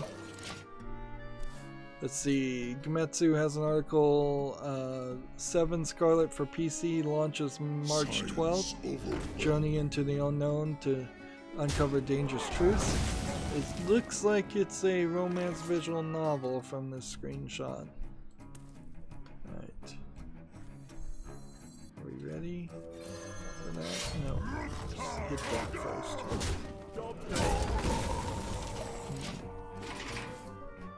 PC version of 7 Scarlet will launch on Steam March 12th. Blah blah blah blah blah. 10% discount to include a free set of 7 exclusive wallpapers. The Otome visual novel will launch on the first launched on the Vita in July 2016 in Japan, followed by North America and Europe in May 28th. PC version will feature English, Korean, and simplified Chinese tech support, as well as full Japanese voiceovers and high definition visuals. There's a bit of a trailer here. Let's see what that says.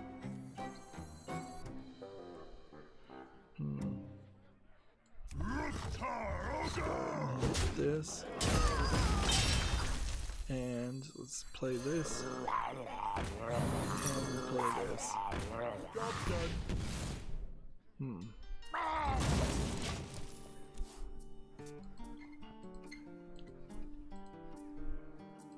Skipping through the trailer.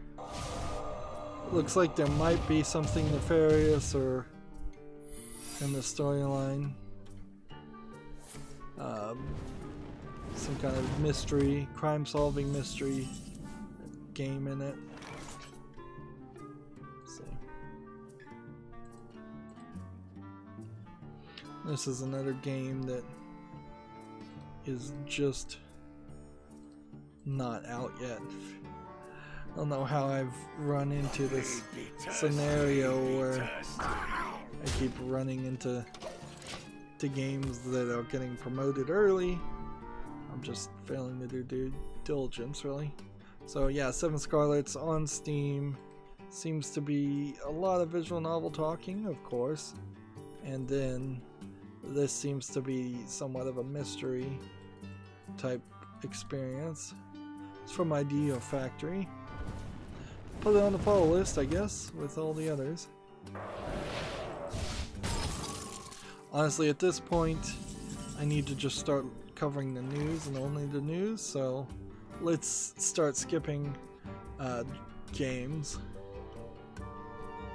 Let's see.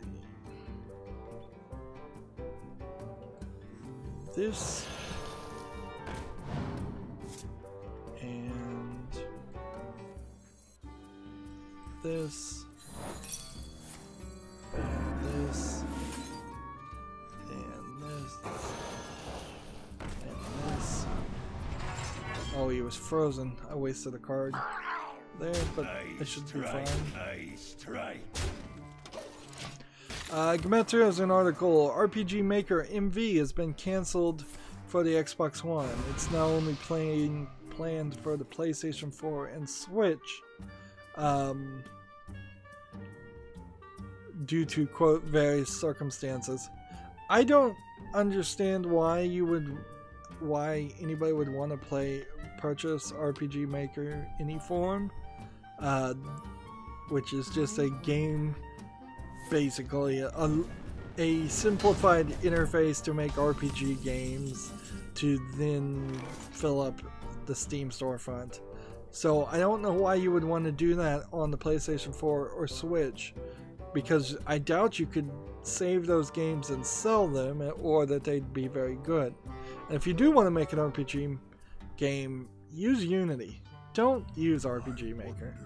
Don't trick yourself into believing that you're actually a lot better of a video game developer than you are by using a simplified, dumbed down interface. I strike. I probably could have worked one without playing that card, by the way. In general, I think RPG Maker is selling you a line and tricking you a lot, like how those books that are like how to draw manga, how to draw this, how to draw that. Those books are never really that good. Like, if you want to learn to draw, you need somebody that can actually watch you and give you direct feedback and help you and push you to do projects. You need to be in some kind of art classes. Garrosh versus Rexa. Twitch support's having some more trouble, so all of a sudden it seems like Twitch is having some growing pains or something, because I really wasn't seeing a lot of this. But 2 hours ago, we're looking into the issue that's preventing live channels from showing up in your following list properly. Thanks for reporting it, and we'll keep you updated. Then 46 minutes ago, it said live channels should now be showing up properly in your following list. Enjoy the streams. But this is like from 3 hours ago, there was an issue with the video player. 2 hours ago, it says it worked. So Twitch support it had like two issues in one day. That's not really where you'd want this to be. Job done. As far as quality coverage. Moving on, Gamma Sutra has an article, NetEase and Tencent included in the latest rounds of Chinese game approvals. This is a March 11th article, so it is brand new. I don't think this is the first time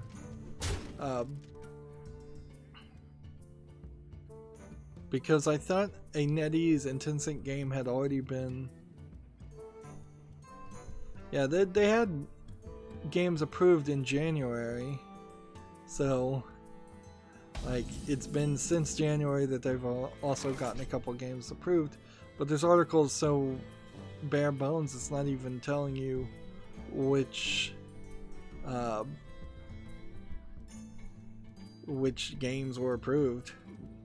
Regulators in China has approved monetization of 95 more games, including some from Tencent and NetEase. Is the one sentence actual statement that they can be reported here as news.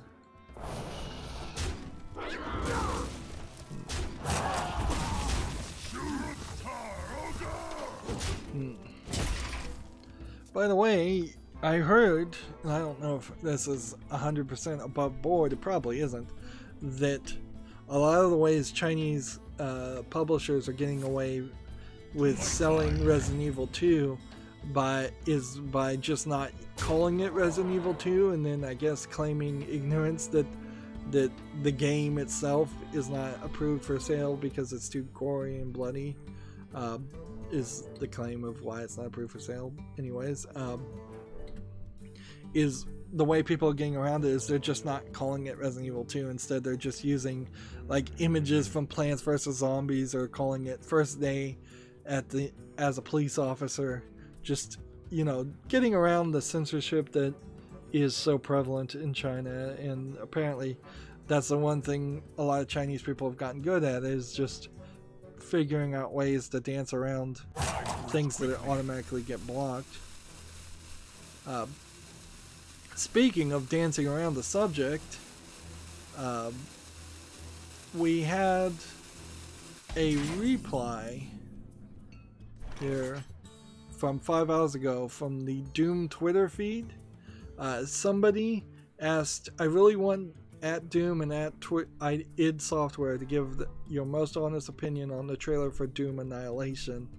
And the direct response here from the Doom response, and this was retweeted by id Software, is we're not involved with the movie. So that is either a tacit admission that Doom Annihilation is horrible, or that they licensed Doom for the movie so terribly that they didn't even agree to hype and promote the movie that is not even out yet. So, yeah, the fact that you would respond at all to say we're not involved with the movie says that they are not happy with that deal. Like, because they could have said stayed silent, clearly. They could have said something supportive.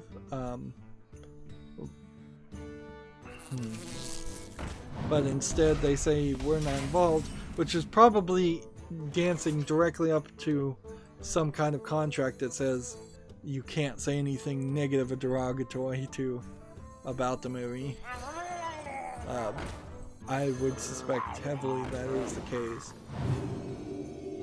Like, whenever a minion takes damage, gain +1 attack. So we can do that. And we'll see what happens. Not really too much about video games though. In that instance. Like, the last Doom movie with The Rock wasn't good either, so...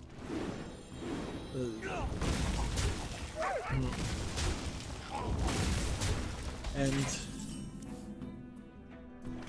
I believe maybe somebody got in trouble for insulting the last Doom movie with The Rock. So they're probably trying to avoid doing that again. And I played out of order there. Let's see.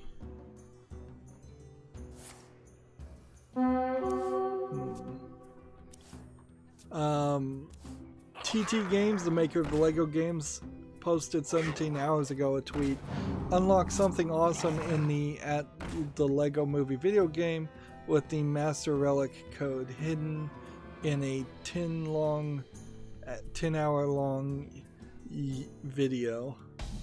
So apparently there's a 10-hour long YouTube video that will give you a Master Relic code that then unlocks something. Let's see if maybe I could see the comments on this and see what it is. What now? Let's see. Somebody says, pro tip on long YouTube videos, you can click and drag the timeline to zoom in on a time zone, allowing you to easily scroll through seconds of a video. And then there's like a screenshot of the code, which is R3TI or JU8, which I imagine that's the same code for everybody. Well, it has to be. It's on the YouTube video, isn't it?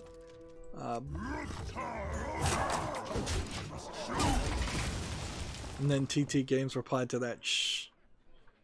Don't tell them. Trying to get.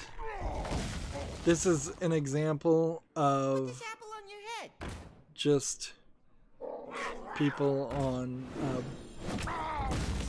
video game makers in particular, trying to get more watch time on their own YouTube channel to be more popular and get recommended more. Here's the code, by the way, if you're interested.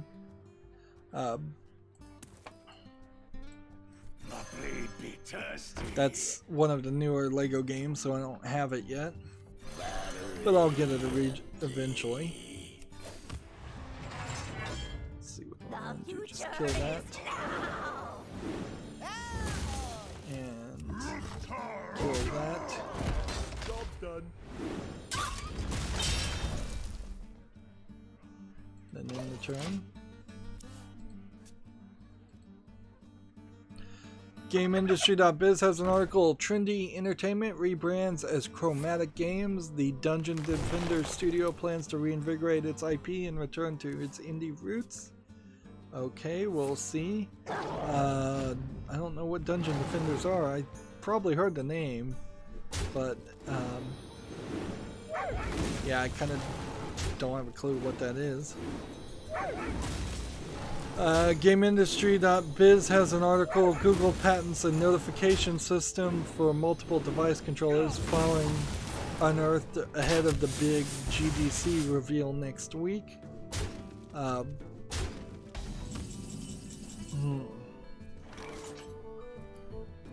So what that I guess means is it just vibrates specific controllers for specific reasons.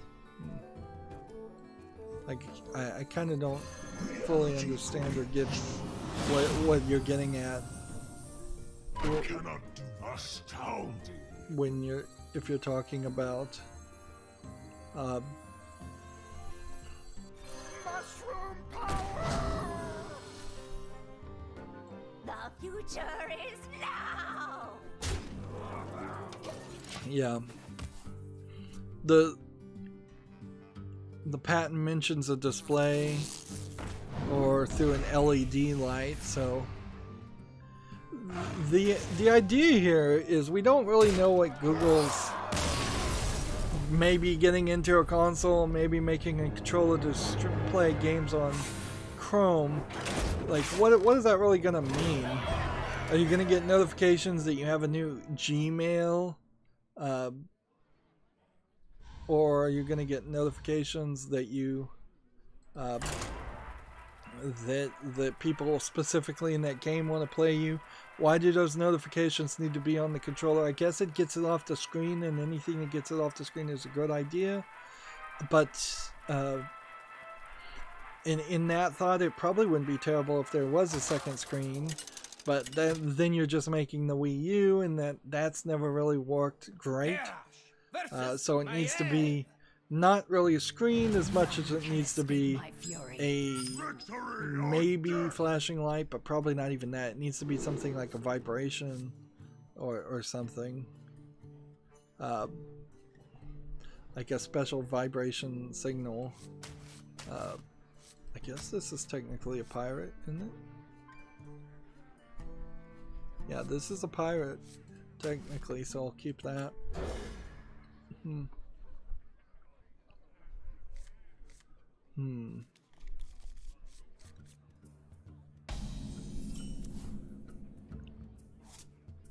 Job's done. So, next week, GDC happens, and if Google announces anything of real interest, then we'll talk about it. If they've just got a controller that automatically works with Chromebooks or with Chrome on Windows and Mac PCs, okay, we'll see what happens there. Moving on, TechRaptor has an article. Improbable announces 2 internal studios. Improbable being the company behind Spatial OS has announced on March 8th that it started 2 new game development studios.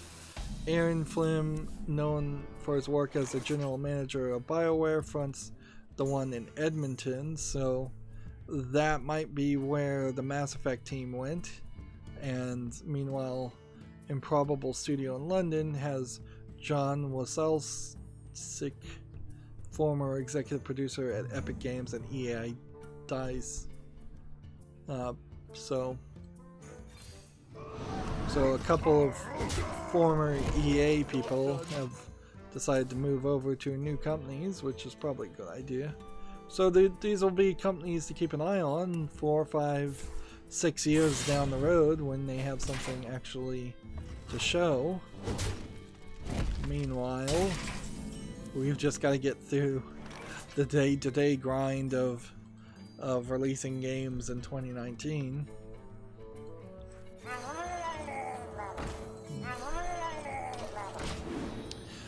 Gamma Sutra has an article. The Division 2 won't be sold on digital third-party stores following its launch.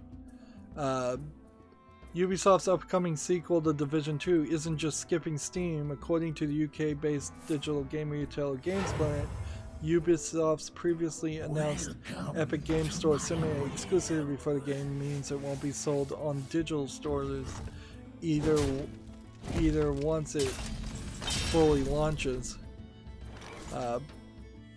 Purchasing the game from one of these third-party websites links the purchaser's code to be redeemed on Uplay, but it seems that Ubisoft is cutting out the middleman altogether and making it so the game can only be purchased through the Epic Games Store or the game's own Uplay platform after the game's March 15th release. So the question comes down to how long do they hold on to that exclusivity, and does it really matter for the Division 2? Because it's possible, very possible, any of these games that are going to be Epic Store exclusives are garbage or mediocre at best. Now that Metro Exodus has come out, there's a lot less complaining and desire to play Metro Exodus. Like that's just been done with at this point. Because people saw it, they saw it was okay, but not great, and then they realized they could live without it. And there's plenty of other games, so I think that's very much going to be the case with the Division 2. A lot of people didn't play Division 1 for the same reason.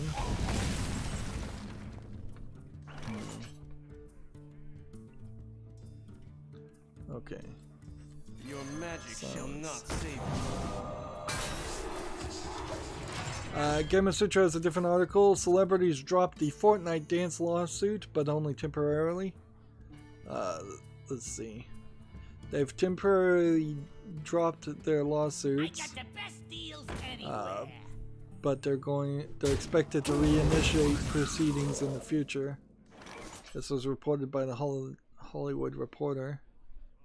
They're all being, at least all three plaintiffs that dropped the lawsuit are being represented by the same law company. So the news comes shortly after Ruberio was refused the copyright to his Carlton dance. So here's the thing, and I just kind of learned this. You can't sue somebody for copyright infringement until, at the very least, you have registered your filing for a copyright claim with the United States Copyright Office. So, what does that mean? It means you have to file the paperwork and get basically a receipt to say you filed the paperwork. And until you've done that, if you don't have that receipt, then you haven't registered your filing. And the law is written in such a way that, and this was a kind of a Supreme Court decision that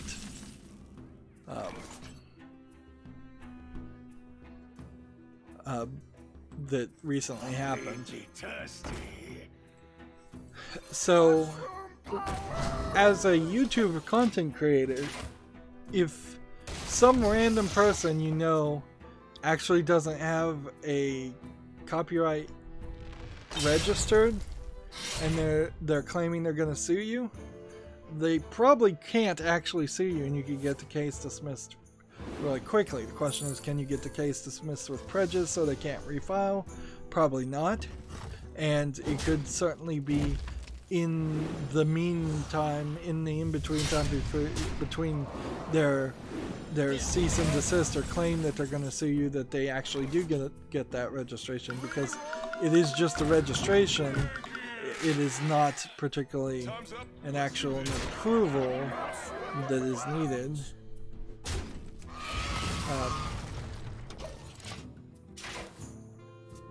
But certainly in the case of Epic's blatantly stealing dance moves from people, Epic is winning this one just on the face of it, because the U.S. Copyright Office told them that dance steps isn't registratable as a choreographic work because it's just not detailed enough or long enough. Moving on to a different story, we have a GameIndustry.biz article, "The Eyes Have It, Creating Believable Digital Humans." This is an article that apparently is about eyesight. There's a quote here when animating, like, "Very small errors in eye lines can have a huge negative impact on realism, regardless of how well the character is animated and rendered." So if the character is just not looking in the right direction, that can be very off-putting. But often in games you're not looking forward at a character to see their eyesight anyways, and I guess that's probably compounding the errors. Remember, GameIndustry.biz is a lot of video game developers talking to each other, and this is probably a great example of a 3D animator talking to other 3D animators.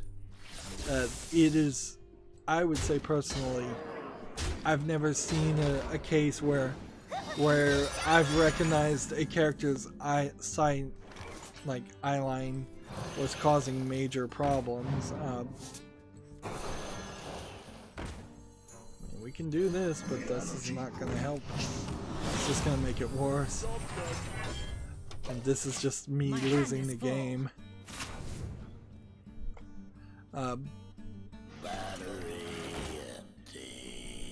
Gamasutra has an article. Respawn has banned 355,000 people in its quote ongoing war against Apex Legends cheaters. That doesn't seem like a particularly large number. Cheaters coming to your game does seem to mean that your game is somewhat popular. Although I'm not sure about Apex Legends really. It was popular for the first couple of weeks, but it may have already died out. For all I know, I haven't heard anybody talk about it in the past week or so. But yeah, these things are popular.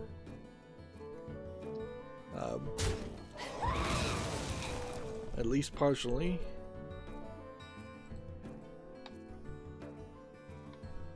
Let's see. I'm gonna lose here. Meanwhile, Gametsu has an article. Utaware Rumo no Prelude to the Fallen is coming to the West in early 2020. The PS Vita version too.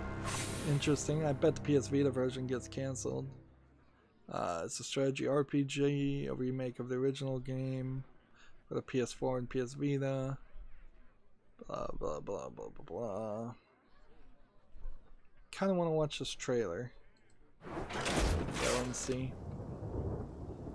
One thing Gametsu does is they post these trailers under their own YouTube channel, so I mean that's legal to do. It's not copyright infringement because you can't copyright a trailer, but it's not something that most people would actively pursue to do either. It's probably a smart move, actually. Utawaru, it looks like a remodel of a strategy JRPG of sorts, and somewhat playable, but you're not going to get great looking graphics on there. It looks like a mobile port remake more than anything else, and you're going to run into that problem, I think, consistently with everything. Alright, I guess let's try Druid and Hunter. And yeah, I'm just trying to finish up the news, and then that's gonna be the end of this stream since we started late. GameIndustry.biz has an article. The House of Lords calls for a new digital authority to regulate tech giants. This is pretty typical for all European countries, even the UK, which will still be referred to as a European country, at least in my mind. That they are very much pro-regulation, particularly tech companies, because there really aren't any tech companies in Europe of note. The big ones are Facebook, Apple, Google, Microsoft. All of those have one thing in common: they're in the United States. So this is regulation / protectionism, depending on who is voting for it and what is actually in their hearts. Of course, some of this is because of terrible news stories, like Facebook news stories of breaches of privacy and Russian trolls and manipulation. Some of this is stories that cause adpocalypses. Some of this is stories of people putting triggering ridiculous troll games on Steam. There's just a lot of everything there. I guess at this point, like, we're done with this, so let's just jump back to the Americas account. Jump Jump back to the America's account. I'm not familiar enough with the British parliamentary system to know how it works. The House of Lords may be the lower house in the parliamentary system, and this literally might be a case of somebody saying something with no force behind it, which is often the case. Or it could be that the House of Lords is at the higher and they're going to actually propose legislation that's actually going to happen. That being said, how anything could happen in the UK these days while they're in the middle of trying to vote for Brexit is questionable, certainly. Welcome. The competition. Actually, it looks like I only have a little bit more news, and then I just have a ton more games to cover. So let's just go through the news and then wrap up. Gematsu has an article: 7 Enhanced Edition announced for the PS4 and PC. It includes the base game and the Drowned Past expansion. I don't know what 7 is, but it came out apparently. It's coming out March 26th. Let's see. 7 The Days Long Gone on PC will be able to upgrade the game on launch day for free. So, interesting.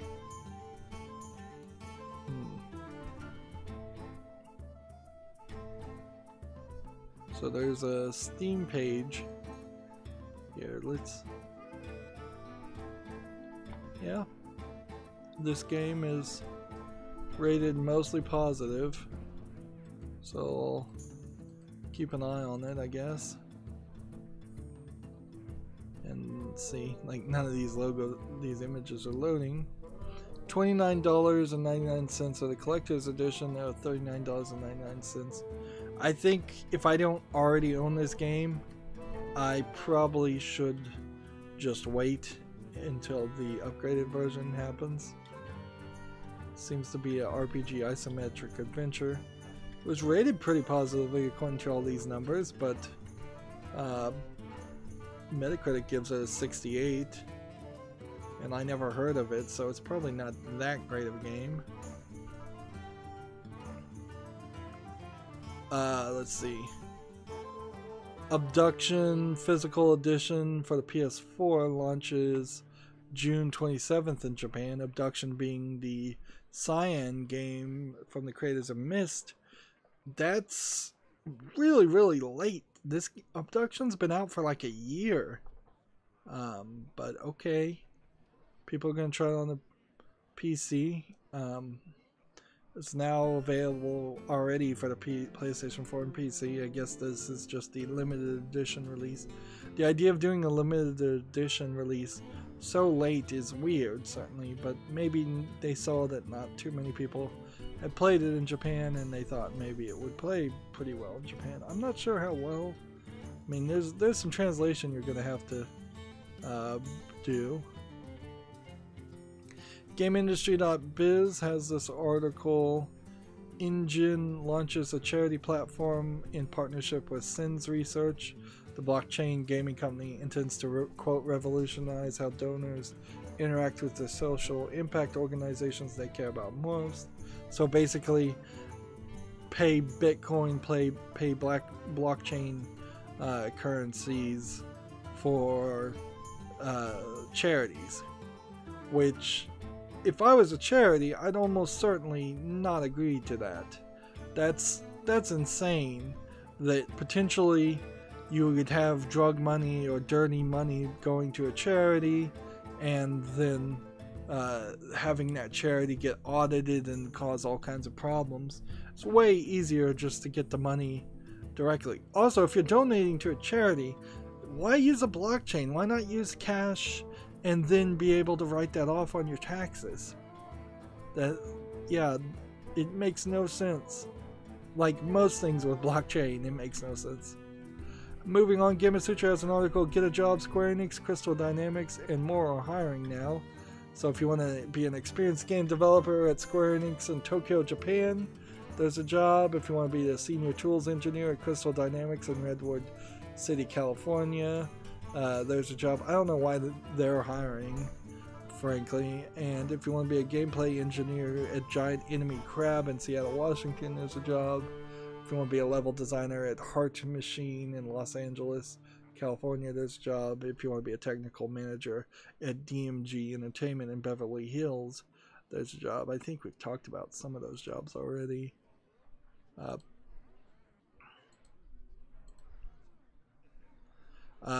Gamma Sutra has an article, King shares lessons learned mapping the mobile game market at GDC 2019. This is just an advertisement for GDC 2019. And I think at that point we do have tons of games, and I'm just not going to get them done. So Wednesday is going to be a tough day, and I'm at the Humble Bundle. Let's see what's new at the Humble Bundle. There's a Linux books bundle. I know Linux, so let me see. Linux All-in-One for Dummies, Ubuntu Linux Toolbox, Linux Essentials, Linux Programming, Beginning Linux Programming, Linux Bible, Shell Scripting, Linux Server, Security Hack, CompTIA Linux Plus Practice Tests. Interesting. But I don't even know how useful a CompTIA accreditation in Linux particularly would be that useful. Professional Linux kernel architecture, Linux command line and shell scripting Bible, CompTIA Linux Plus study guides, which are on a higher tier. You have to pay $15. Assembly language step by step. That's about the only thing I don't know is assembly language, but you don't really need that either. And it's supporting a charity, Freedom to Read Foundation. Interesting. Honestly, I don't see any reason why you would need any Linux books at all. Maybe you'd get Linux for Dummies, but also get that in a physical version. Don't get that in a digital version, because then you can't interact with it while sitting in front of a Linux computer trying to figure things out. The Humble Indie Bundle 20 I already purchased. It's still going. Your Beats acidized software. And yeah, let's look at that bundle. See what that bundle is. Music Maker and Sound Pool, MP3 Deluxe 19 Sound Pool, Acid Pro. You can get Acid Pro for $25, and SoundForge Audio Studio 12.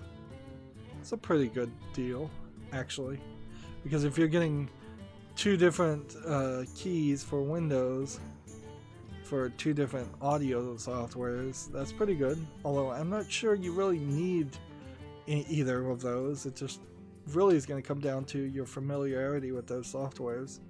If you're not familiar, go with the open source version, go with Audacity.